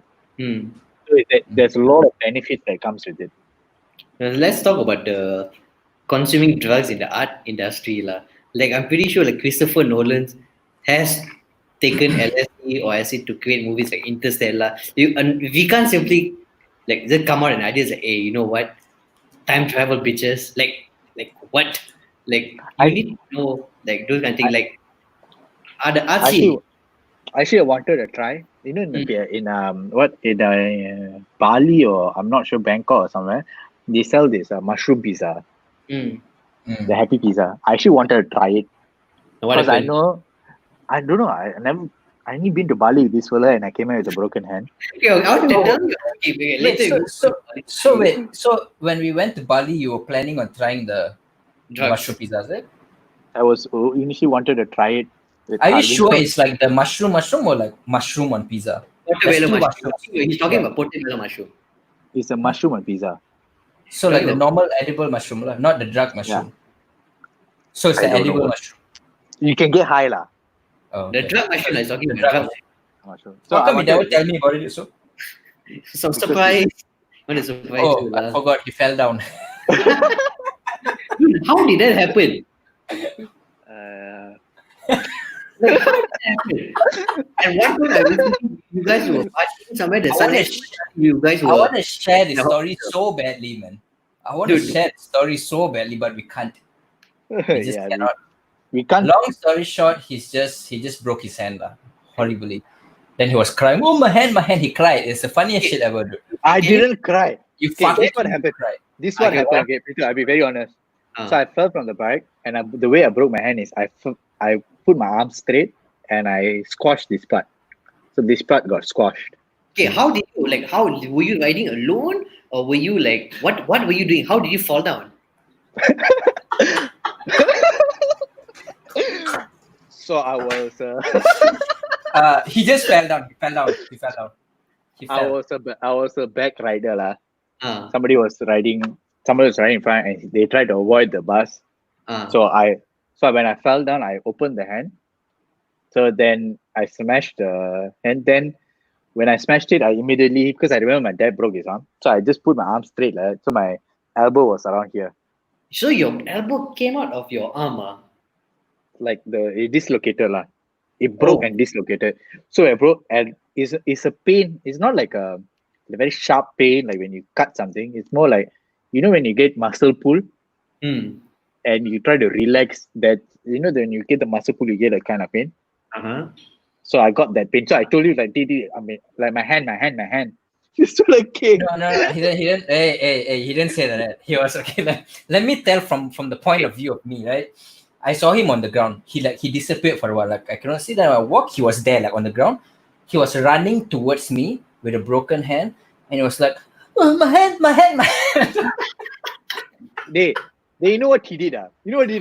Oh, shit. Yeah, I panicked. Like I wanted to laugh, and then we went to the car. Then we got to the car. This was in day.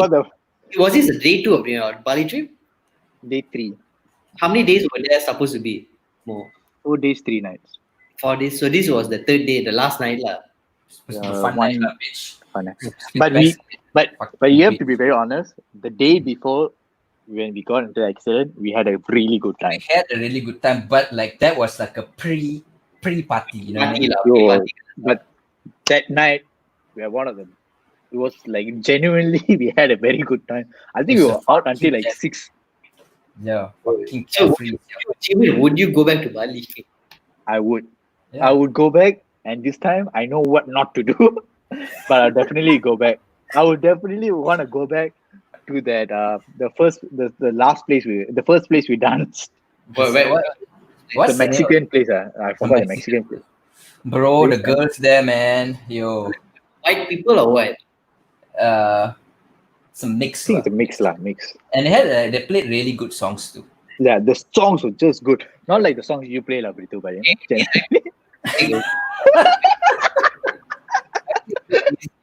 You all come and dance to my music. Shut the fuck up. I play good at I think people don't know about this. Like when Pritu when he's playing music, he play all the hype songs, but when you sit down with him and he listens to music, he listens to one of the most depressing songs that you can ever hear. Yeah, do you know why or not? Because even when I play in clubs and all, when I'm driving, I have to listen to slow song. Because when I'm in club, I'm banging, my ears are constantly hitting and it is so loud music, I just want to calm myself down. Hey, I need so that's why I love listening to, honestly, hip hop isn't my first choice. I don't you as an artist, you need to diversify your taste in music. You have to do that. If not, you can't create music. That's how music was created. You mix with jazz and you mix something, you come out with something else. The fusion of music comes within the whole knowledge of art. Like nowadays, a lot of people are just sticking to one genre, and they don't have the knowledge of other kind of genres. So they need to really diversify genre. Genre. Genre. His Indian came out. And the genre. Oh, I can't pronounce my fucking R, okay? Your tongue, you pull it out. Like I can't. No, the reason why I cannot pronounce R is because your tongue is short. So like every night before I sleep, you just grab it, just pull it. Like I swear it works, dude. God. The stupidest thing I heard people say. You can come out. It's true, but no, like legit, like even if like you have like small dick and all right, they say if you like massage all the time, you'll become Have you tried that? Why would I make it any bigger? Like it's so fun. No, I don't need that kind of extension. We come back to the mushroom story, like all this Christopher Nolan, like Christopher Nolan, all this filmmaker. I'm pretty sure they have taken substances to produce those kind of stuff. Like you can't normally think content like that when you're sober. Yeah, I know a lot of YouTubers / filmmakers.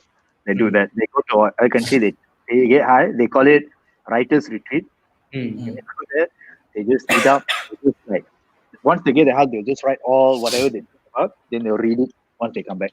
Have you asked them like what is the feeling of it when that creativity hits them like while they are intoxicated and all? They did tell me like they say like you like people who animate like cartoon animation. They get the idea because they smoke because they will like think about like how this the bottle is talking and what is the concept. So like and also apparently when they take it, it also enables them to remember things they have read before, so they can connect things better. Oh, that's one interesting as like concept of writing. Like you get yourself like you make your brain work more percentage than you normally do, and that's when your creativity just shines. Because we should do that, lah. We should go there, do that, and then whatever. Have you guys tried? I'm strictly against drugs, man. I don't encourage. I don't condone. We are not condoning any drug. We were just talking about how people come up with creativity. You know. I do think so. It's the drug though. The one there is like a food, like a natural food substance. It's not like medical, like like not Panadol and things like that. It's like genuine mushroom. Fucking Jiven just compared mushroom to Panadol. Jiven. It's not like cough syrup. Fucker, one more time you do that to your hair, I swear to God, man. Jiven, why are you doing the Justin Bieber kind of thing? Yeah. Oh my God. Jiven, Panadol and mushroom, brother. Yeah, you're saying this now? Yeah. I would. What I'm saying is it's not a pharmaceutical kind of thing. It's just a natural ingredient. But it does help a lot of people to come out of addiction. Like the Ohio, they legalized psilocybin, which is mushroom. They studied it and it helped them come out of addiction. So a lot of psychologists, instead of giving drugs from pharmaceutical, they are giving mushroom, all these natural resources, and they shown proven results that they are coming out of addiction. So they come out of addiction, is it? To come out of addiction, like they were addicted to alcohol. Once they take that, they go for a retreat. Once they come out, they are not addicted to alcohol anymore. They have like it's like they call it the reborn. They reborn to something, but without the bad habit, lah. So it helps. So in terms of addiction, what is something that you are addicted to? What do you mean, huh? Are you addicted to something? What are you? I don't know what I'm addicted to. I'm addicted. Are you addicted to anything? I'm addicted to just working, man. I feel like. wait, don't do that bullshit. Fucking no, legit, dude. No, I swear to God, man. Like I feel like, I cannot. I'm addicted to not working. I'm addicted to just doing something. Like I cannot just sit down and not do anything. Like I'm addicted to like I must always create something, not necessarily like content or video. I just have to like you must move around. I must create something. That is called you cannot be restless. But I'm talking about. No, it's not restless. No. This is. I know what's restless. I know what is addicting. No, Being generally, addicted. like you need to consume something, like in terms of food or anything, you need to have it at least once a day. I don't. In terms of like consuming product, I don't think I have any of those addiction. No, I can survive without anything.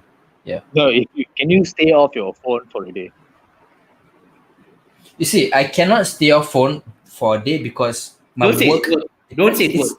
Obviously, it's work. Like the reason why I'm on social media because of work. Like if that's not what I use social media for, then I think I still can. I can go without a day, but it will be a bit difficult. But I can survive.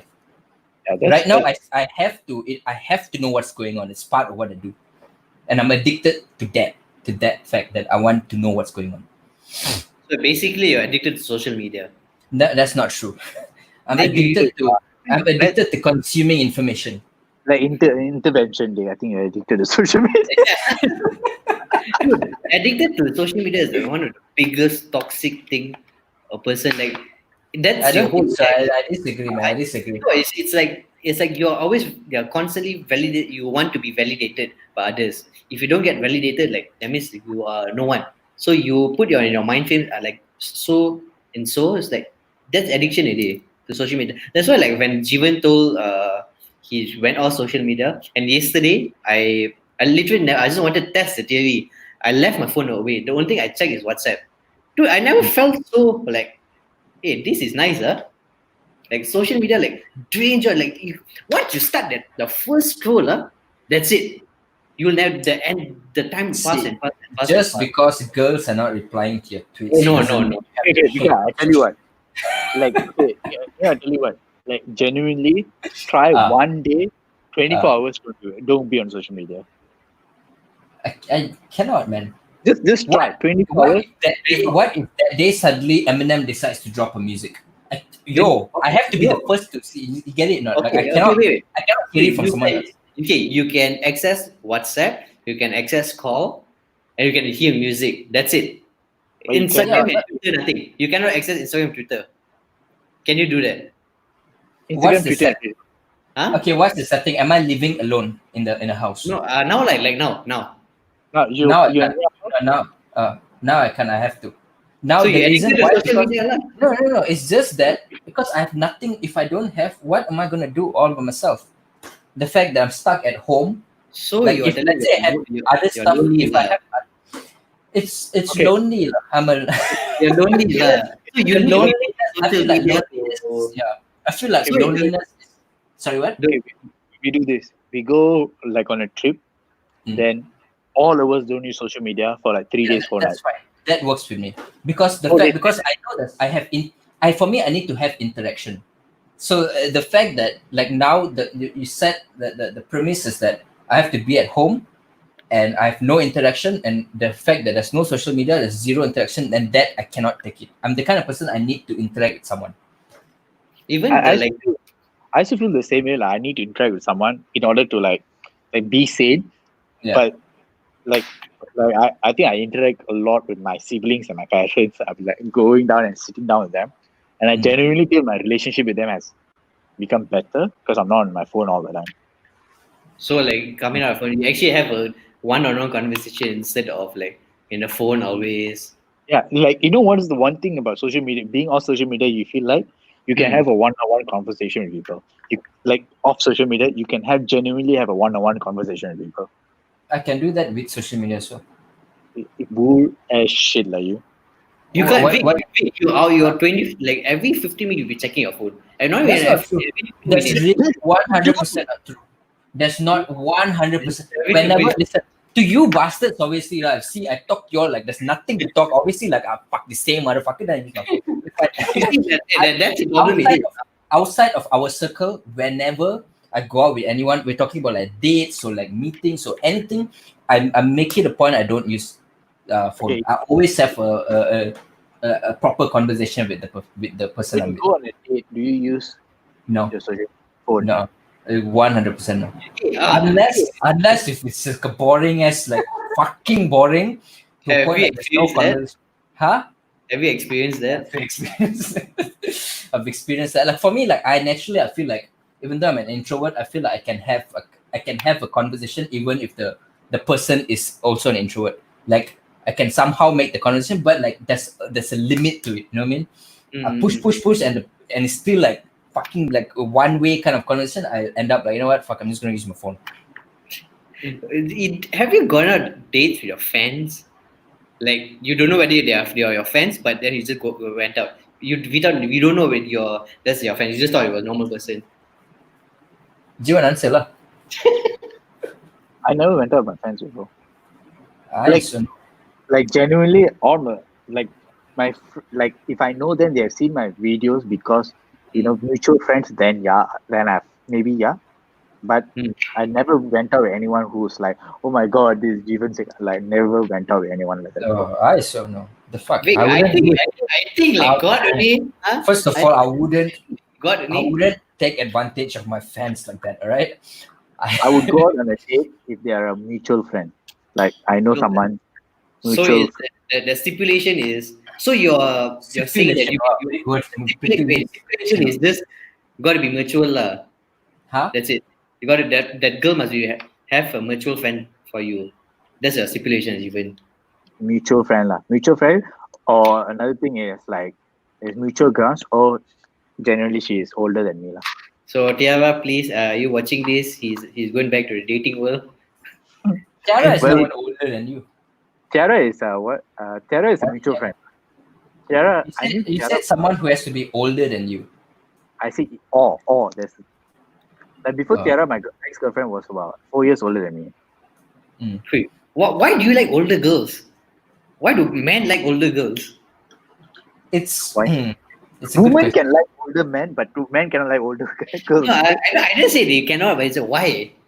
I generally find like when I talk to older women, like the stuff they talk about is something that like, I can learn or can relate to. Like in terms of maturity. But when I talk to someone younger, right, cannot relate. Genuinely, I feel like sometimes I just feel like it's not something that you should be prioritizing in your life. So you're telling you're smarter than them lah. I don't like feeling smarter in the relationship. You really like being a bitch in the relationship. Maybe lah. Maybe. Me, I think like when you are younger, like probably like when you're in teenage years until like say about like 21, 22, I think dating an older person it's like a nice thing. It's like a win. Like you feel like it's like a trophy. It's like a trophy, 100% trophy. But say if you are like above 26, 25, 26 and you date like older women, I think that's a bit like it's not nice because the older women all they care about is like let's get married and shit. And I think that's something that it's just not something that I like, I guess. Wait, so you don't like the fact of getting married lah? Not that lah. It's just he doesn't like the fact that they're getting older. So, probably lah. I don't know lah. It's just a weird thing lah. It's just would you get married? Who? Any of you? Like at one point you realize like I would want to settle down and have kids. I want to get married, or you just want to do Genghis Khan and go every country, get babies there. That's it. Like for me, like I personally, I'm keeping it for one special girl. Like it's my like what? Like my virginity. I'm keeping it for like someone really special. I'm just waiting for that. What? Sorry. You keeping what? You keeping what for one special girl? Basically, like my body. My body is just meant. It's a temple. Your body is a temple. My body is a temple. A Guruvada. You know, body is a temple is a wrong thing because a lot of people go to temple and pray on it. But they are true. That's true. No. In a sense where you get to respect it. That's why they say a body is a temple.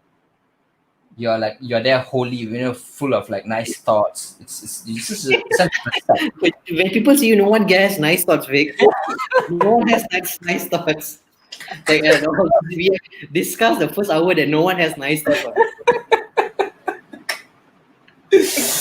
But yeah, marriage. I mean, I definitely at one point of my life at least to settle down with something. I never believe in marriage for some reason. Why? I don't.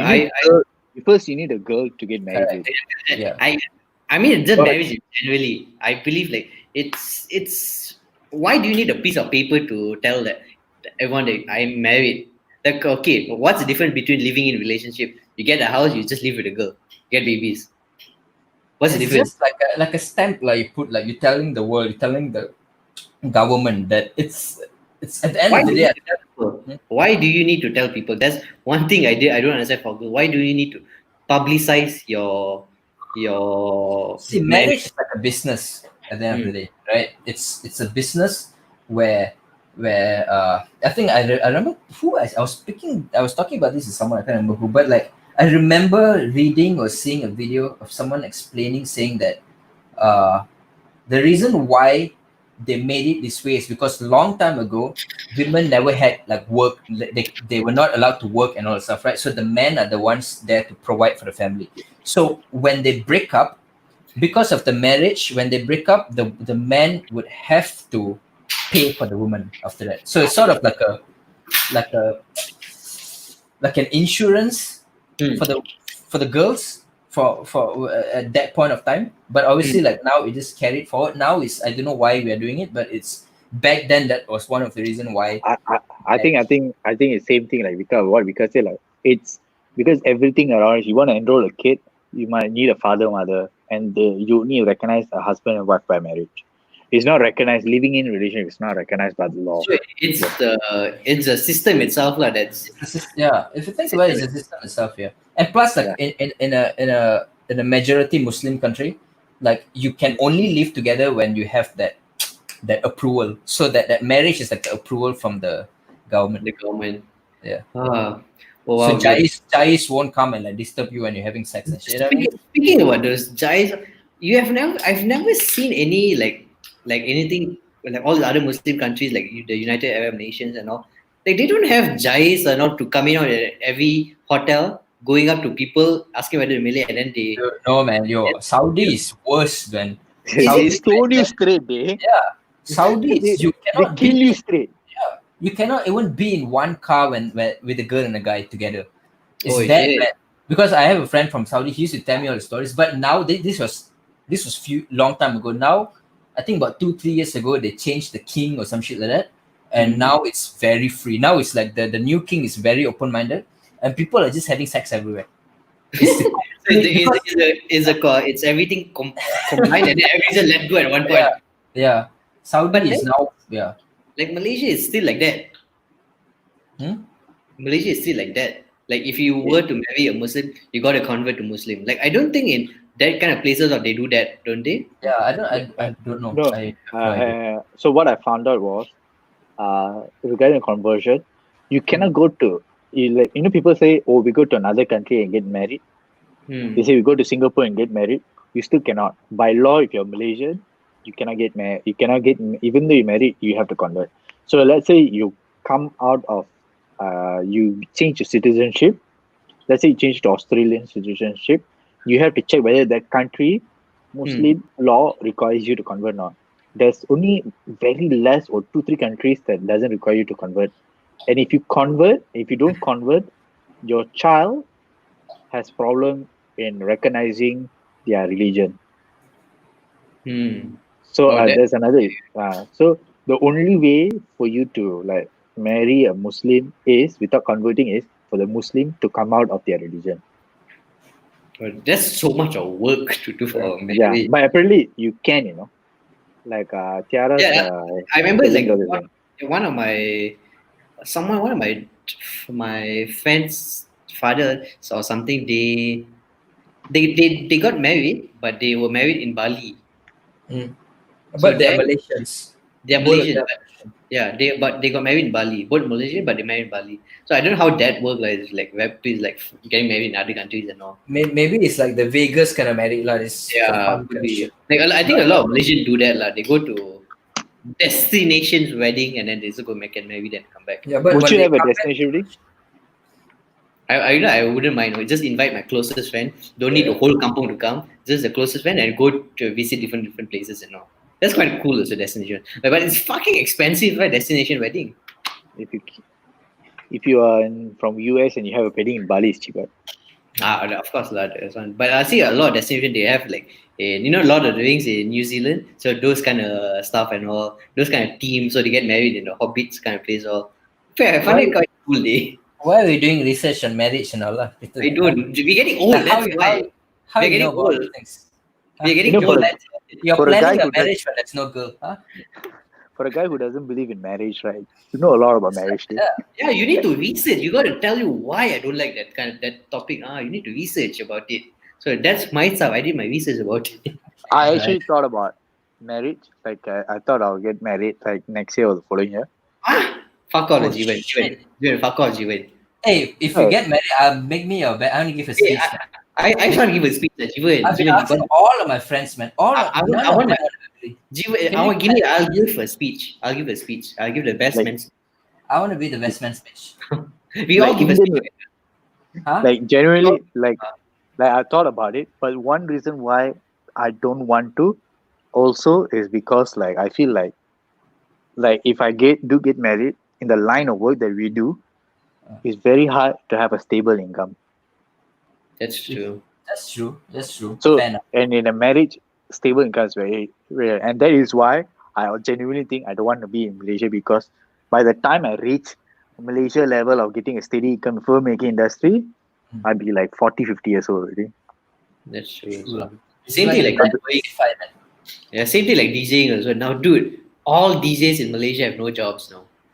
Like all rappers that told that I'm not going to college, I have nothing. They're just there. They're just there. Or they all should have just stayed in college. At least can go Zoom classes. Then I was like, what the fuck to do, you know? So that's why I have to diversify whatever I do. That's how I'm learning, having the show. Why didn't you play live online? What do you mean play live? Like spin live online. I don't have equipment to buy. No money to buy equipment. I saw Eric doing that shit, man. Eric from the Indonesian floor. Oh yeah. That's the only thing they can do now. Eventually, I feel like all the clubs and everything is all going to be virtual So you have to create a secret avatar, like how like GTA, and you go clubbing with that kind of character. put like goggles, right? Yeah, VR shit. That's the future. Like I don't think this pandemic has been changing way of life so much, where everyone's working from home now, and then like clubs are not going to open anytime soon, and these people want to meet people. Where do they go? Virtual internet lah, Tinder. Eventually they will have this all these online clubs and all.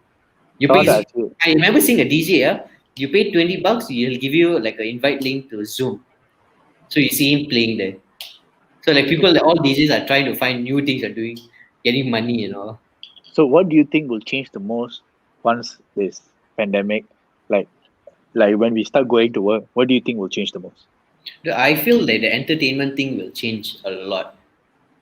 The entertainment thing because that's the only thing we are looking at now, and then at home. So that will change drastically. How you see, all the small companies that do small things will do big things now.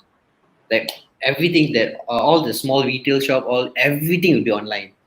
Nothing will be existing outside there. There will be few, but all this YouTube will definitely change. Social media will definitely change because everybody's there now. I mean, I think like in terms of like event management companies and all, I think they're the ones affected the most. Even like for like entertainment, like we can still go like online. We can do it. How event management and what the fuck event you do online? You know what I mean, you don't banner. I feel like they were impacted the most. Event companies, like there's nothing you can do out of it. Like what the fuck can you do? You can do an online thing, Nila. Sorry, what? It. You can host an online thing. That's it. That's all you can do. That's not yeah. If let's say the event company is usually host like 10K marathon running, what the fuck are they going to do online for? I mean, they can set up streams. Like I remember like Tory Lanes, dude. That guy's weird, dude. That guy started Jiven, do you know who's Tory Lanes? Okay, Tory Lanes is a singer.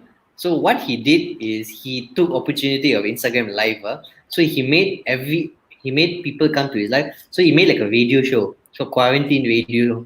And then he made girls come girls come to the show, they just twerk for money. The best twerker he'll give them money.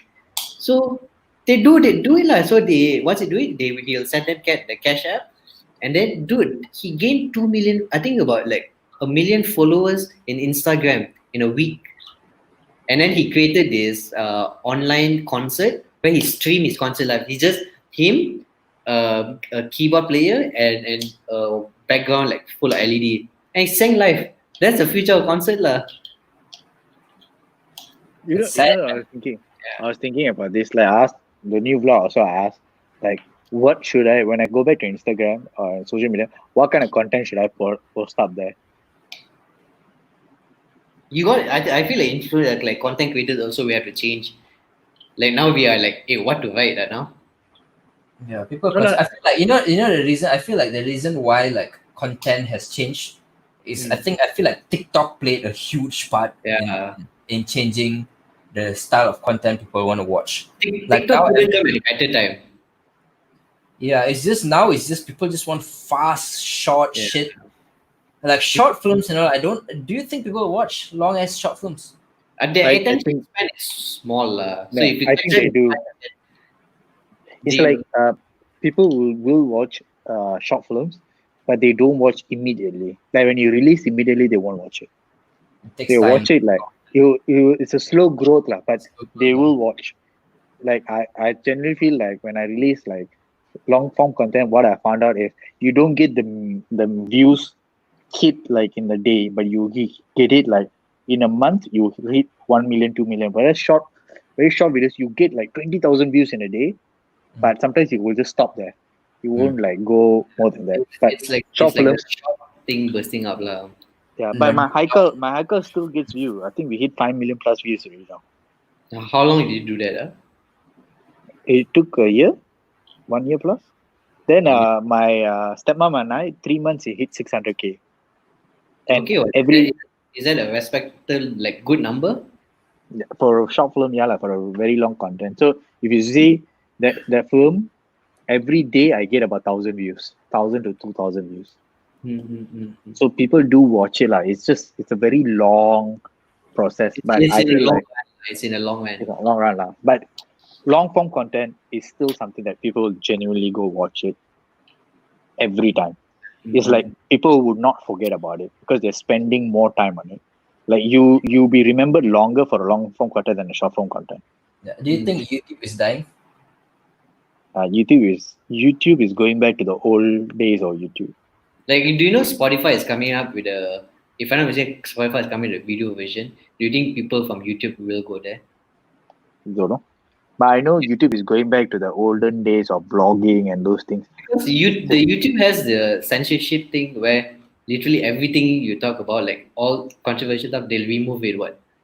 Dude, man. Like, what's the point of freedom of speech then? It's like they're removing that shit fucked my channel up, lah. That shit fucked my channel. But I think now they release a new thing. It's not for kids. Then only. Yeah, I think that. Yeah. Then it doesn't get. Even that is so fucked up, dude. Like. Even that is so right. Like, in terms of like the title you put, if you put like hate kind of word in it, you won't. They'll suppress the video. But that sucks. So like a lot of people going to Twitch. Eventually, if Spotify comes in a video format, people will go and then But do you think YouTube will ever die? I think it'll go down. Right now, I think it's just going down. Eventually, people will just come back to it. I feel like YouTube will be like TikTok will definitely die someday. And then people just go back to YouTube. YouTube is like the mother where it's just waiting there. It's still the best video sharing platform, video searching platform. It's still the best platform out there. All right, I think we have talked for almost 2 hours 20 minutes. Oh shit! Okay, that's too long. It's a bit no mind lah. It's 11:19 now. I have to go home because I'm not home. I need to go home. I'm afraid of roadblocks. I mean, I don't think there's any more roadblocks already. There is roadblocks because I think they are allowed to go until like 10 like that. And then at 12 o'clock, you got roadblock in the last while. And I'm in my dad's office. All right. Okay lah. All right. So thank you for coming to the show. Sharing your story. So, thank you for coming to the show and sharing all your story. All right. I'll see you all soon. I'll go see the comments. You got to say bye to the subscribers, people watching. Say bye. Say bye. This is my Bye. waist. Bye.